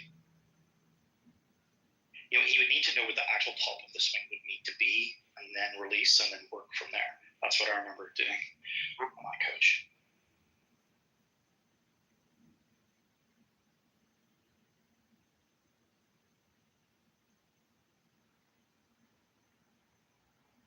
When was the last time you did a lesson, Rick? Years ago. I don't know. I don't really take lessons. Just go out and play. YouTube. That's right. YouTube. Yeah, I suppose. Yeah. Did either of you ever watch back in the day? You used to be able to buy these DVDs, like David Ledbetter or something his name was. David. Yeah, I remember David Ledbetter. I remember those DVDs. I think he trained Tiger for some time. DVD. It'd be so funny if someone just like uploaded that to fucking YouTube now. Yeah, look at this.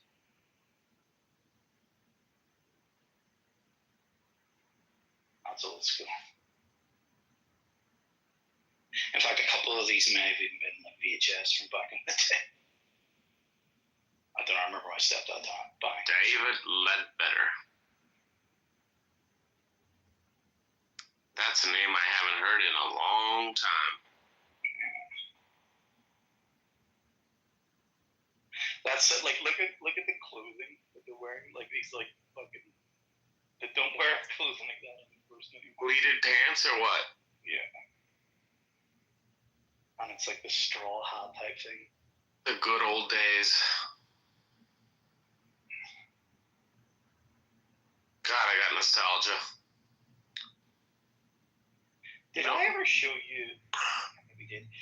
Do you remember those like motivational posters, which would be like success, and then like some picture or inspiration or like?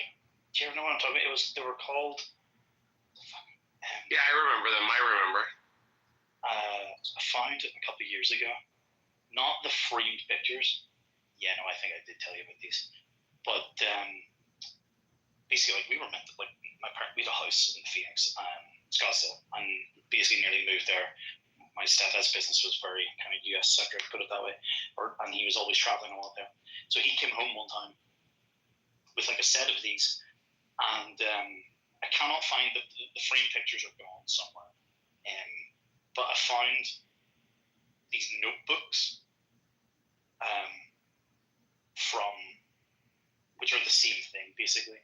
So they would have that picture basically on the front, and it would be your notepad or whatever. And there was like 3 or 4 of them of different ones. You know, there was like green, red, blue, or whatever. Let me see if I can find it. It's just such a nostalgia thing. You're like, holy shit! Like they don't make them like this anymore. Yeah. Yeah. Let's see if I can.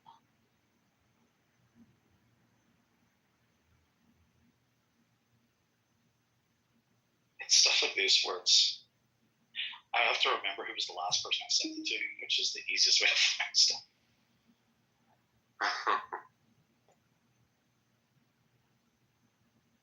Although it's scary if you go to your Apple Photos app and say you just type in dial or watch, and it'll just show you like anything that looks like a watch. It's kind of scary how they're going back and cataloging photos you once upon a time taken.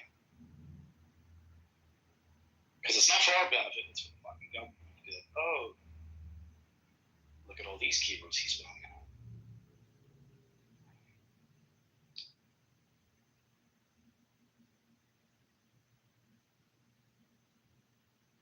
And then what happens is, it takes me so long to find it. The moment passes, but then I'm so stubborn. The moment passes, but I'm still sitting here scrolling, searching for it. Still looking for a photo of me practicing. I can't believe it's been this long. It's making me embarrassed. I have a video of your swing. Yeah, you have a video of my swing, but I'm now looking for a video of my swing in slow motion. I'll just slow it down. Like it's not. I remember just taking like I think I have one in slow motion, but I hate it the fact that it's in slow motion. I feel like I got this. Well, you can easily speed it up, right? That's the easy bit. Can you? Down properly. Yeah. So you can speed it up to normal speed. But like basically, this was like I think the iPhone 5S or 6, one of the ones that had the first slow-mo ability into the iPhone. And I remember taking a shot with my phone.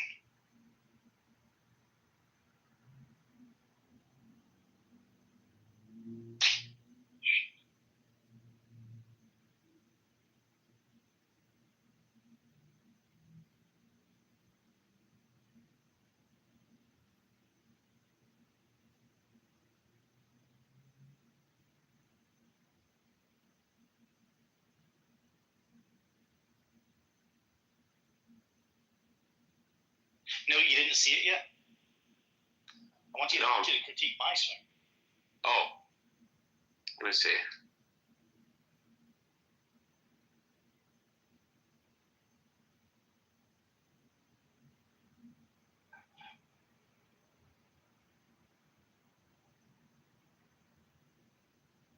Oh, that's pretty good. That's pretty Is good. John still in the fucking room? Alan Watts? Yeah, he's still in. It's very, it's like very easygoing. I'm not looking at it now with kind of fresh eyes. Like I'm not. I can tell that I'm tight in the hips. Like especially in like my follow through. Like actually rotating. Yeah. Your hips are slow. Yep. But then again, if you're like comparing yourself with. All right, how do I speed this video up? Pretty easy. What device are you using? iPhone. No, you're probably gonna have to put it onto the computer. Computer. There's probably some online website that'll do it for you. You know, it's not. Look, it's very easy to speed things up because basically, let's just make up a number. Let's say there are 1,000 images that make up this video. Right? Wait, I can get on my computer right now. What do I do on my computer? I just sent it to you on my Telegram, so I can get it on my computer. That's right. And if they're saying it's going to be like 24 frames a second or something, right? But if it's like, cool, just put down as 25 frames a second. If there's a 10-second clip, there's 250 images in that, right? So if you slow something down, there are no additional images. So if you slow it down, it looks really jerky because it just jumps from image to image and it's delayed, right? But to speed something up, you shorten it and you remove a lot of the images. So speeding something up is very easy because you're removing something, but slowing something down and making it look still okay kind of can't easily be done because there are no new images to put, no frames. So speeding up is pretty easy. You'd be able to do that on your own computer. You can do it in QuickTime if you use a Mac. QuickTime, no, like Mac. Are you on a Windows machine? Yeah, like a Google. Yeah, just do a Google search and there'll be some online service. You upload it and then you'll like be able to choose. See if my friend ChatGPT can do this for me. It'll be able to tell you how to do it. Just tell it what device you're on.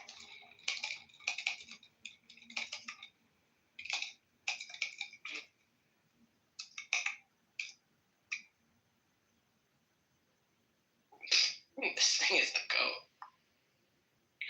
Yes. GPT? Yes, upload the video and I can speed it up for you. If you have a specific speed in mind or a custom speed, let me know. Okay, let's see. Ask it what frames per second, FPS, the video is that you've uploaded.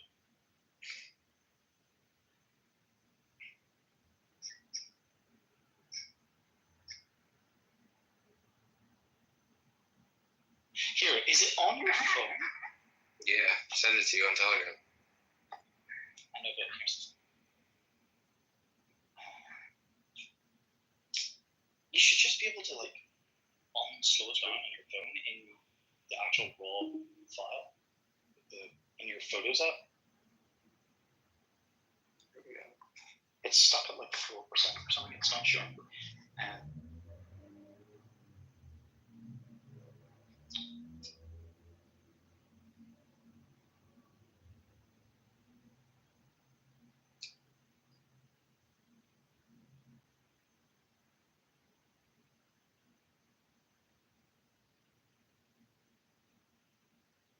Listen to me. I'm sending you my swing, Tim. Okay, so Not a very good hit, but I couldn't find many things. I have like a million videos of my dad, but there's very few of me. No one ever records me, so. yeah, no, that's the fun thing. This is crazy if this does it. It just said 2 or 3x speed, or if you want a natural looking speed for this one, it said natural looking speed. Successories, that's what that shit's called. What I mean.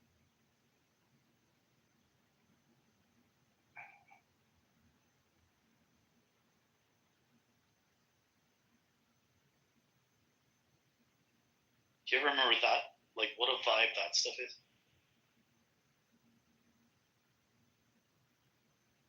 Like, you're a paper man, you like quality stationery, don't you?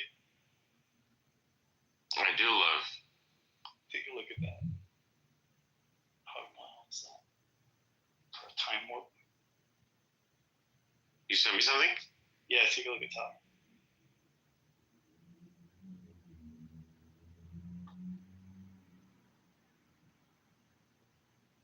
Oh yeah, you sent this to me. Yep. Yeah.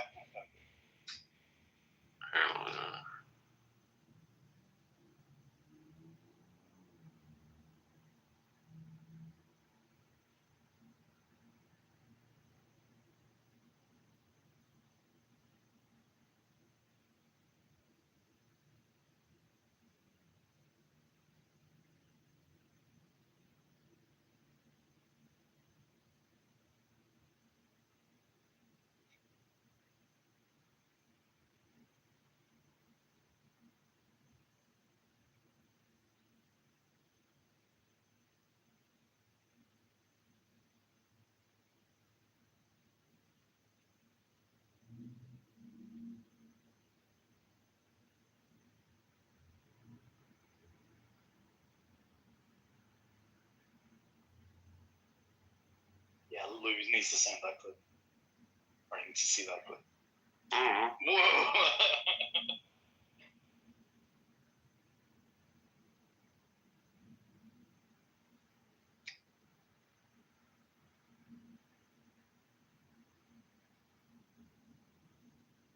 What the fuck is that? Oh shit! I didn't see Cynic was in here. I didn't see him. Why didn't anybody tell me? Does he play golf? He said, "Let me smoke Tim." I only like girls smoking, bro.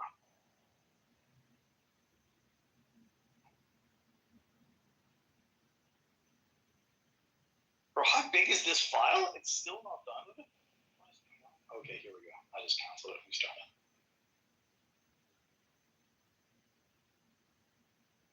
Have you seen? Someone was making a comment the other day. Have you seen who is in the room? Actually, my phone's on the windowsill. It's on charge. Who's in the room? No, he left, but I'm seeing if he'll come back. No. Who is in the room? Oh, Danny and Rick and John.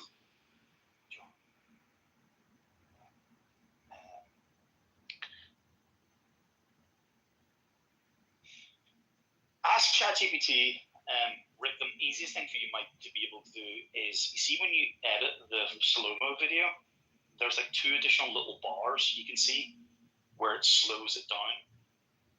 So it should be like normal speed and then it enters a slow mo, basically.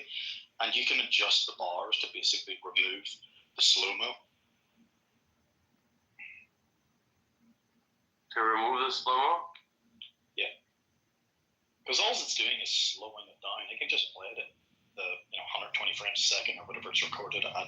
It can just play it at normal speed. Right. It's intentionally slowing it down. Because, see, like yours is like a minute long, but it's like fucking most of the it's just waiting around. You can adjust the clip so it's just your swing that's in slow motion. Right. Right. But you can only do it really. Maybe you can do it in the Photos app on your desktop, but you can definitely do it in the phone. Right.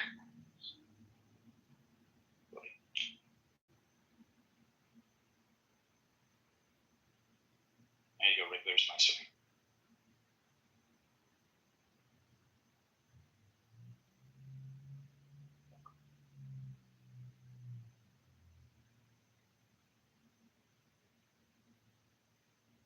Nice ball strike. It's like the most important part, in my opinion, of the game, ball striking. Like, it's probably, realistically, it's getting off the tee, but I feel like that's the obvious most important. I mean, it's honestly, it's fucked up. It's all important. Chipping's important, putting's important, getting off the tee is important. Like, ball striking really is the most, like, for me, if I'm striking the ball well, I don't really care about anything else. I don't know. I've come to appreciate, even just retrospectively looking back, because I haven't played since before COVID. It's just I need to fucking pick on my gloves. But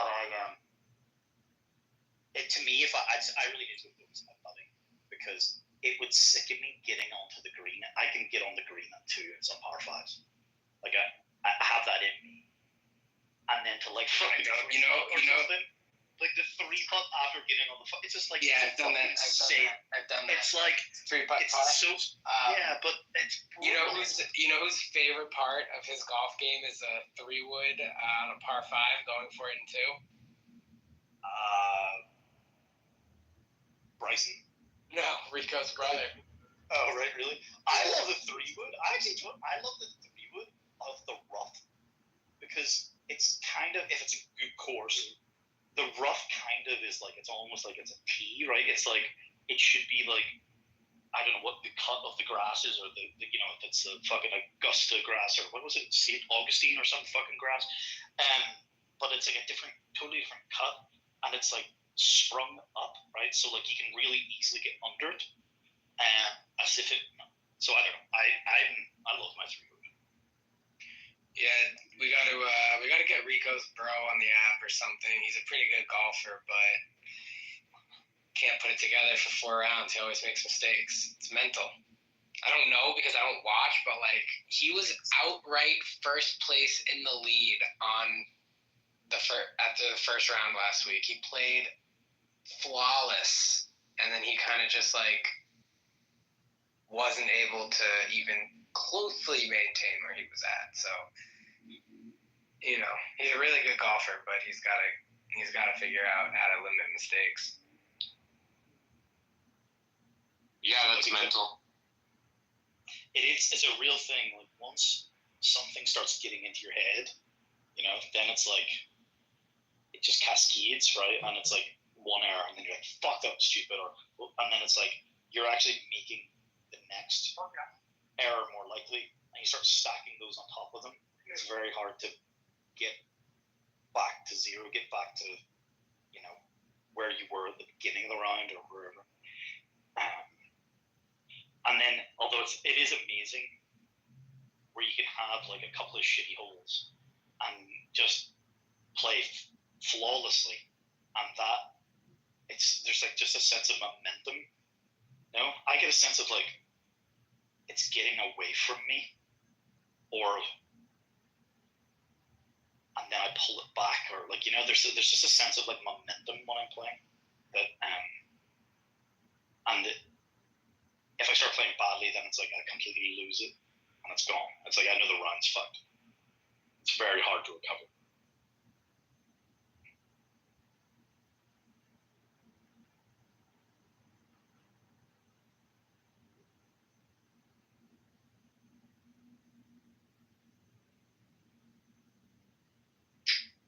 Listen to me.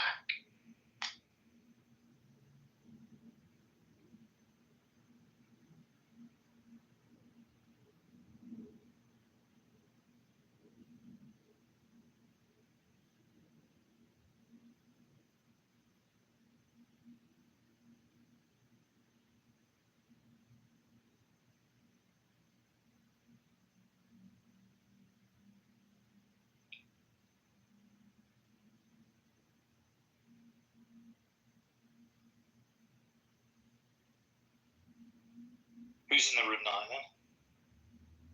The same individuals, Rick, John. Have you seen Rico's just photo of his swing? No. No, look at Yeah, that's hilarious. That's hilarious. No, okay, Pants are tight as fuck. Okay, but what's hilarious about it? Right, we're all thinking something, right? Look, What are you guys talking about? go look at his PTR. Is it still up? I don't know. Oh my god, that's funny. Rico Bosco. Is that Rico? Apparently so. Okay.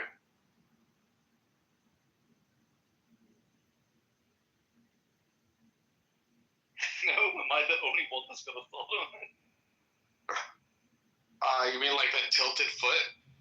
No. What? Well, partially actually. Yeah, I did notice something.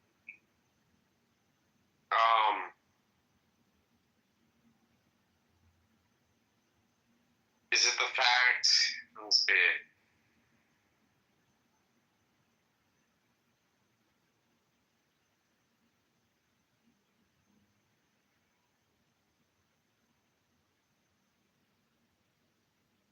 No, it's immediately obvious if you but don't worry about it. It doesn't matter. It never did.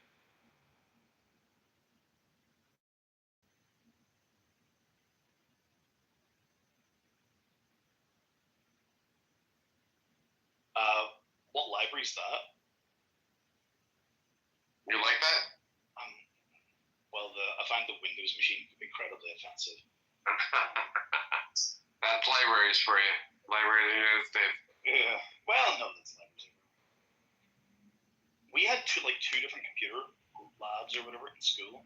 One was Mac and one was I don't know, some generic fucking. Oh, do you ever RM?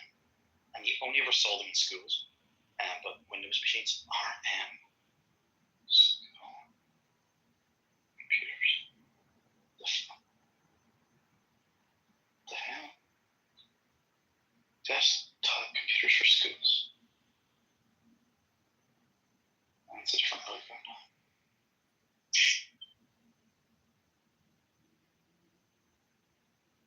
RM PLC, it's a British company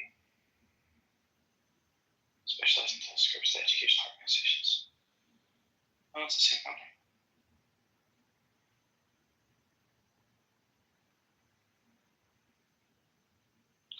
Dipshits.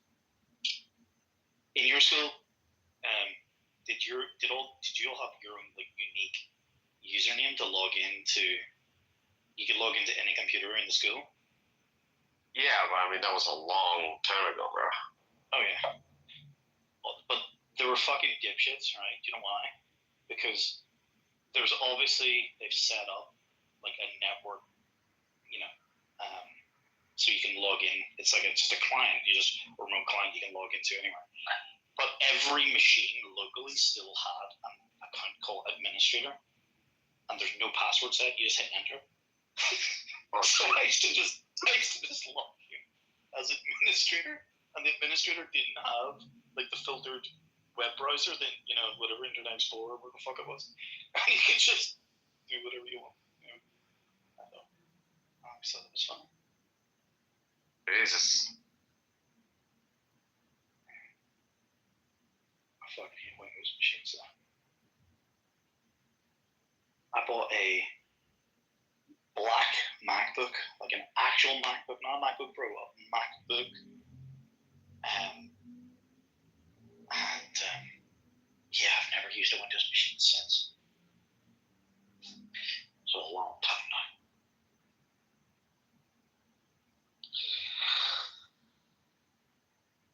I fucking hate Windows.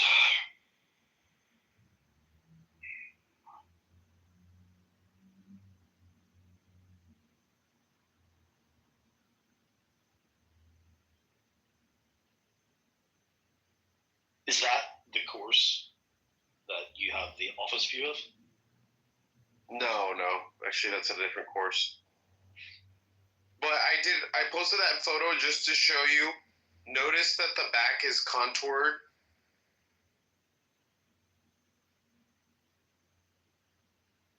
Oh yeah, to the side. Like yeah, that's the side. What I mean, like Rory's is ridiculous. It's ridiculous, yeah. Yeah, like because he has the strength and that flexibility, and that's really like what I mean by just how tight I am in the waist. No, wait a second, just remind me what I was thinking. Truly a thing to watch them play live.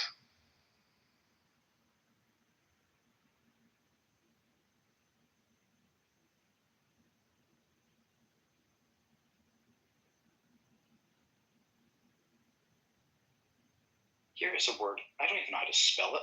I've never written this word in my life.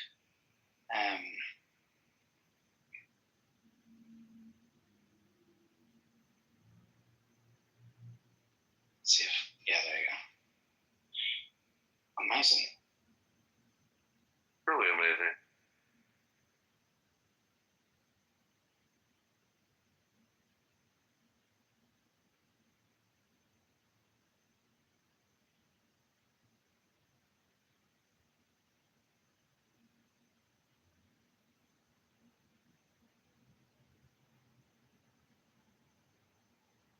Let me tell you.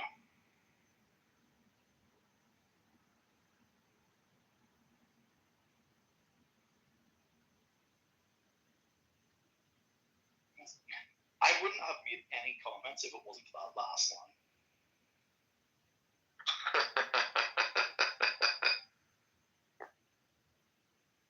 It does look like a week.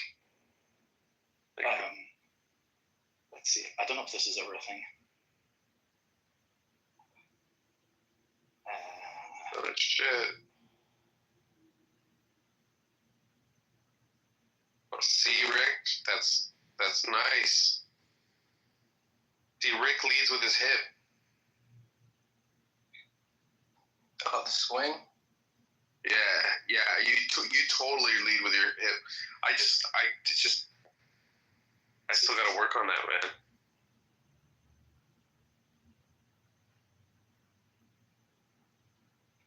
Did you get it to speed up? Yeah, it looks a little meh, but it's solid.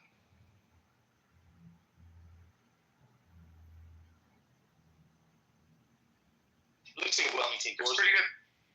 I'll call your backswing a little short. Yes. There seems to be power being robbed there, but that looks like it was a good hit. I think. How tall are you, Rick? How tall? 5'8", 5'8.5". I feel like when I go back and when I focus on going 3/4, it seems like it goes the full way. So I do think I have a shorter backswing. Okay. Yeah, I think you've another 45 degrees of an angle to go. My drive goes far. My irons do not go far. And it makes no sense. A good drive, I could pike one. I don't know, 260, 270, 280 sometimes. But I hit a 7-iron 160. It makes no sense. Are your clubs the right?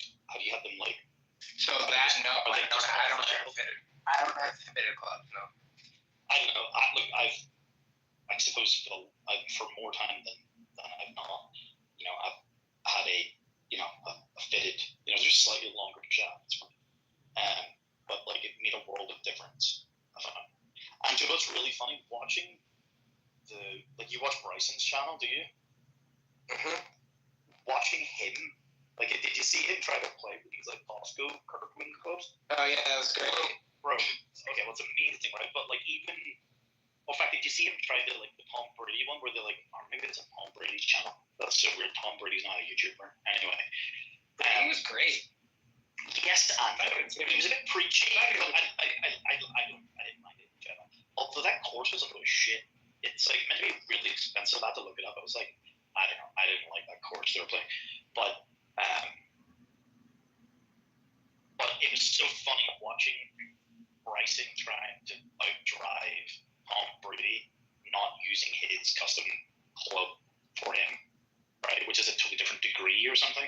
I don't know what it is. It's like a different. It's like 10.5 degrees, or I don't know what the fuck it is, but it's something unique for him. So Bryson trying to use a normal off-the-shelf club, like it totally fucked him up. So it's just how important clubs suited for you as an individual can make a difference, you know, or even like going to the Costco ones, how much like it was affecting a pro. Oh, the joke was also amazing. Did you see where he tried to go and break the course record on a public course? Yeah, he didn't get and it. The fucking green, like you've seen him nail amazing putts, phenomenal putter, but when the greens and the course is such bad condition, there's no fucking way. You know, like actually what he says the professional courses are easier because they're in such good condition. 100%. And I've been fucking spoiled rotten because, like, in certainly where I lived in Portugal, the courses are fucking phenomenal. You know, I couldn't imagine playing fucking. I wouldn't even want to play a course in that type of condition. That they showed on that episode. I don't know, because there's one bit where like he like I don't know if he's on the green, but he chips it and it's like more accurate than putting because he's obviously jumping over all the fucking shit because the condition of the green is so bad.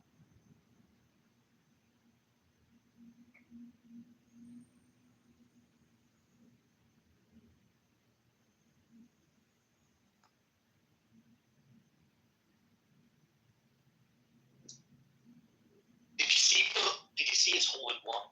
Challenge over his house? Yeah. Did you see the video that he got a viewer to do? Yeah, it took him like 5 tries. It's 100,000. Yeah, what? Did you hear about this, Diego?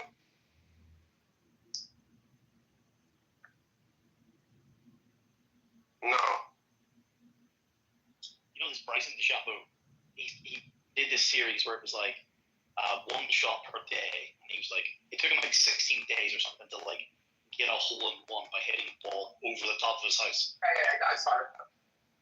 I saw it. He got it on another video. You know, there was some sponsor, and he was like, you know, so they were playing on a golf course, and they were just going up to random people. It's like, you know, beat me for 20 grand, you know, or like play 2 people against one another for $1,000 or whatever. And then later in the episode, it's like, get a hole in one over my house. And it's like they started the clock at like 9 a.m. and they were going to go all day, right? And it was like, you know, free shots, blah, blah, blah, as many as you want. You got like 7 or 8 hours. And you get a hole in one's $100 grand. Bryson took him like 7 or 12 or 16 days or something. This guy did it on his like 5th or his like 7th shot or something insane. Right? Right. Like, they thought they were going to be there all day. It's insane. He just did it like, it didn't even take him 10 goes. Jesus. All right, Diego, T-Robs, junk it over. They're gonna dip. Great catching up. All right, thanks. Diego, wait, dinner this week? Next week? Obviously, the weather's terrible. No, the weather's terrible. Yeah, I think I could. I'm David. David's not gonna be there. Why not? He left already. He said he was only here until the day I saw him. Where's he going? I don't know. No, he's around. I don't even know where he lives. He's in Jersey, but all right. Pop in the shower. I'll be around later. Maybe if you guys are still up. Peace. All right, peace. I'm actually gonna go to sleep early tonight. I'm kind of beat up. I walked for 2.5 miles, which was longer than I ever normally walk, even in California. So, well, 2.5 miles is getting you beat. Yeah. Well, I also got super sick, so I haven't walked in a. Yeah. And the weather not good as well still. And it's chilly as fuck. Yeah. So. We got like a scarf and stuff. You know, that's funny you say that. I actually was like, where the hell did they sell a scarf? I need a motherfucking scarf. See, for like this a look. windshield on the back of your neck, especially if you've recently been ill, like that's Yeah. Yep. No, stupid shit like that, which you forget about when you live in California. Yep. All right, T-Rops. I'm gonna boom the room. Oh dear. You haven't heard anything from your girl, man? Nothing. That's crazy. Did it mean last Saturday or this coming Saturday? What? In the articles that we're reading. Remember it says something. I think I meant last Saturday. Wow. Okay, cool. Right, well, look, I'll speak to you soon. Boom the room. My phone's on the Wednesday on the charger. I'm fucking can't be bothered to get up and look do it. Just boom the room. All right, good night. Take care.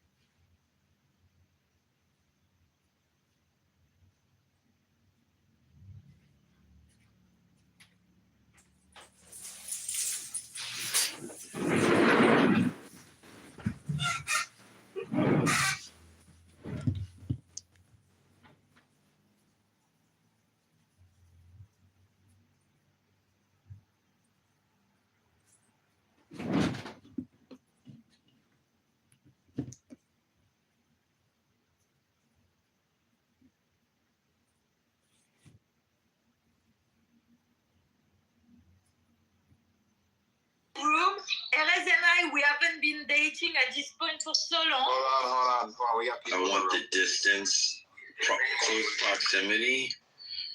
Shot against last resort. Yeah, that's, why you need the whole arsenal, I guess. But then, you know what, this fantasy of mine, all the Americans has just come up from the southern border, and then, and they have all the weapons, so I'd be fucked. Anyways, even if I had my... Did you watch those shows, the Doomsday, I think it was on the History Channel, and they talk about best scenarios. I don't. It's like that's why I said it was light. I'm like a mini prepper. It's like it's more in my head than spending time doing research. There you go, James. Come with me if you want to live. The Terminator.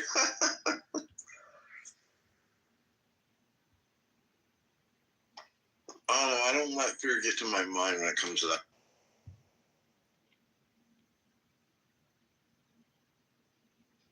But I do. Get some gold and silver too. I do. I have some.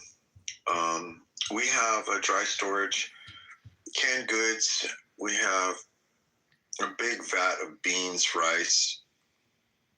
We have things to.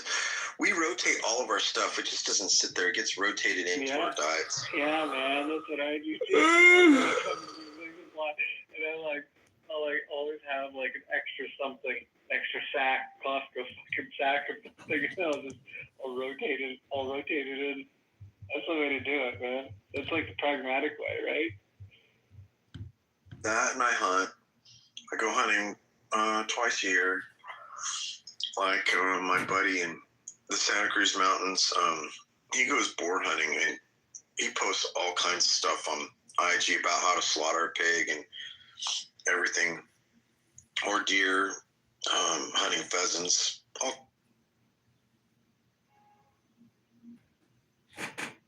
Honestly, you get a good airsoft rifle, you can feed yourself a squirrel and rabbit and small birds. You'll shoot your eye out, kid. I want the Red Ryder special. Always remember to always drink your Ovaltine.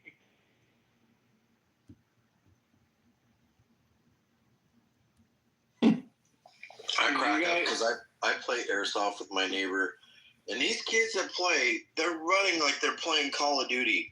They're jumping and they're sliding on their knees, and it cracks me the fuck up.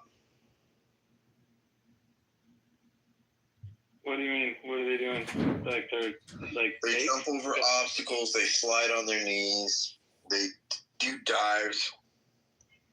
I've seen guys break their arms and fuck up their shoulders. Just what? Like playing? Yeah, playing airsoft like they're playing Call of Duty. They're actually moving. They're moving with their guns just like as if you were playing Call of Duty, like, except there's no jetpacks or nothing.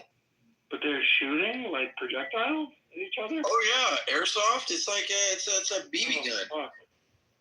Fuck, man. What kind of pellets do you use? You mean BBs? We don't use pellets. That'll hurt more. Goggles. No, like what's the end? Eye protection. I don't know. My neighbor, he's the one that has the guns. I go with him. I don't have my own equipment.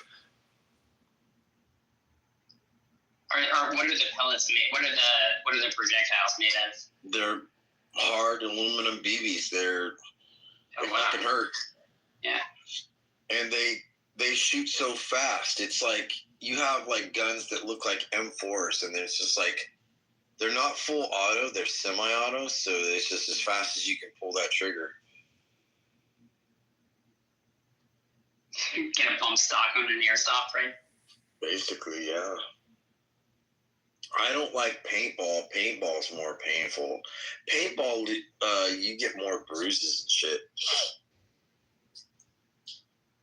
I've been shot in the face with that fucking hurt. Yeah, I haven't played paintball since I was a kid. I remember the first time we played, my friend's like, I bet it doesn't hurt that bad. So I shot him right in the chest. He's like, oh, fuck, that hurts.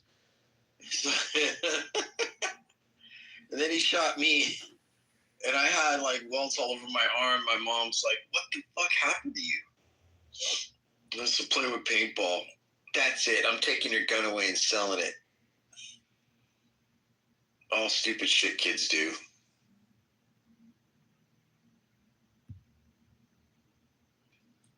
Like, I grew up playing like kids from the Sandlot. That's the truth. I grew up with the Sandlot. I grew up getting into stupid shit, making forts, getting into fights with boxing gloves, dirt clod wars. I did all kinds of crap. So for me, I had an all-American, growing up.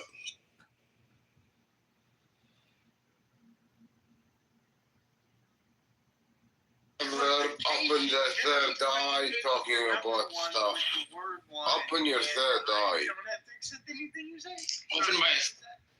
Open your third eye and then come talk to me, man. What the hell you doing, man? Conversation with you right now. Let's have a conversation now.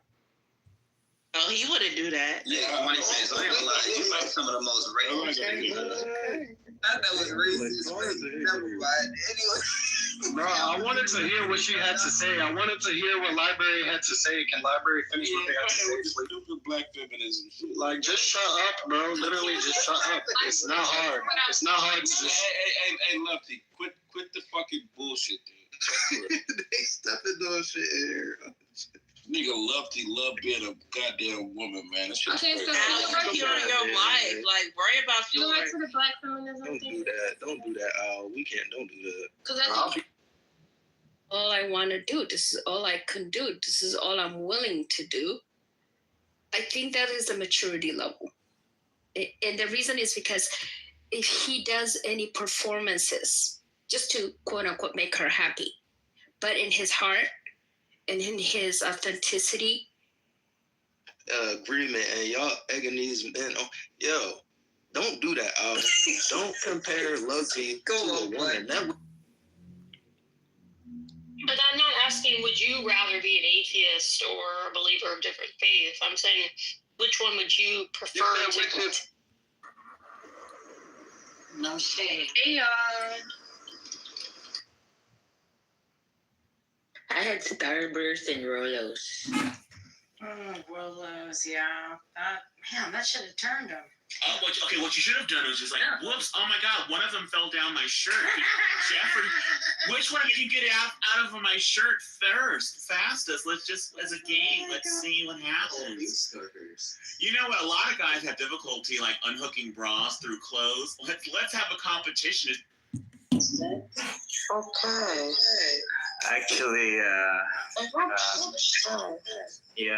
last night around 2 a.m. at my time, Clone was messaging me like she wanted to have consultation with. I was like half. Saying about me, and I didn't come from the wild, bitch. You're missing the point. The fuck? That was racist whoever told me that, by the way. Right. Well, no, because I used that theme as part to use it because we was at the aquarium in the first damn place. I'm like, they got this big well in that little ass tank. They're like, we're stuck in the house. No, we're not stuck.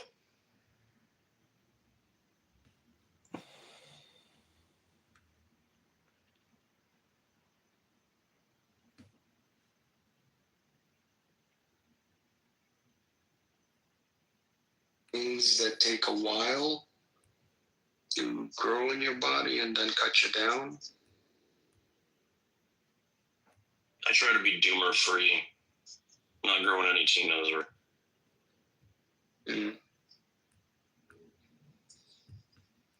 Like a lot of cancers take a while to grow inside, and before they get really problematic, you know, if you could catch them at stage 1, that's like a stage 1A or whatever, that's most ideal.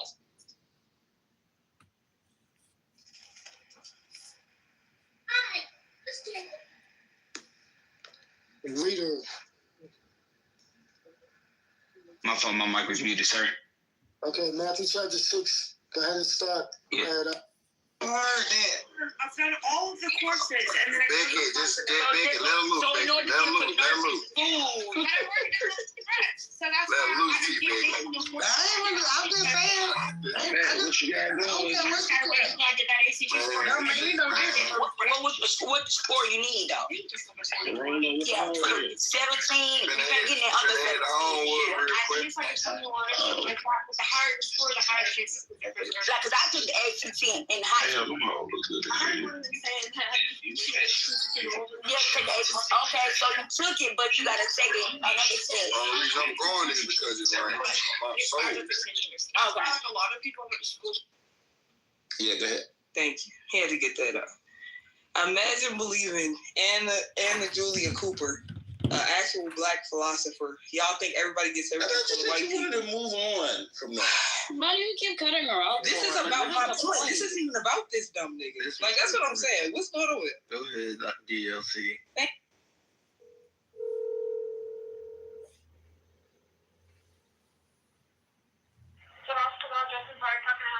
How can I place an order?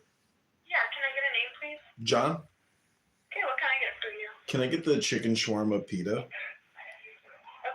And can I get 5 falafel? How many? 5. Oh, 5. Okay. And can I get a red sauce? Yep. Anything else? Can I get the coleslaw? A side of coleslaw? Side of it, yeah. else? Nope, that's it. Okay, your total's $15.93, and that'll be done in about 10 minutes. Okay, thanks. See you soon. Bye. Takes from crackers. Yeah, I don't Black accept people have created entirely different grammars for understanding the inner workings of the world, which are more objective and more truthful because of the social location of Black thinking. So it's not true that now it would be the case that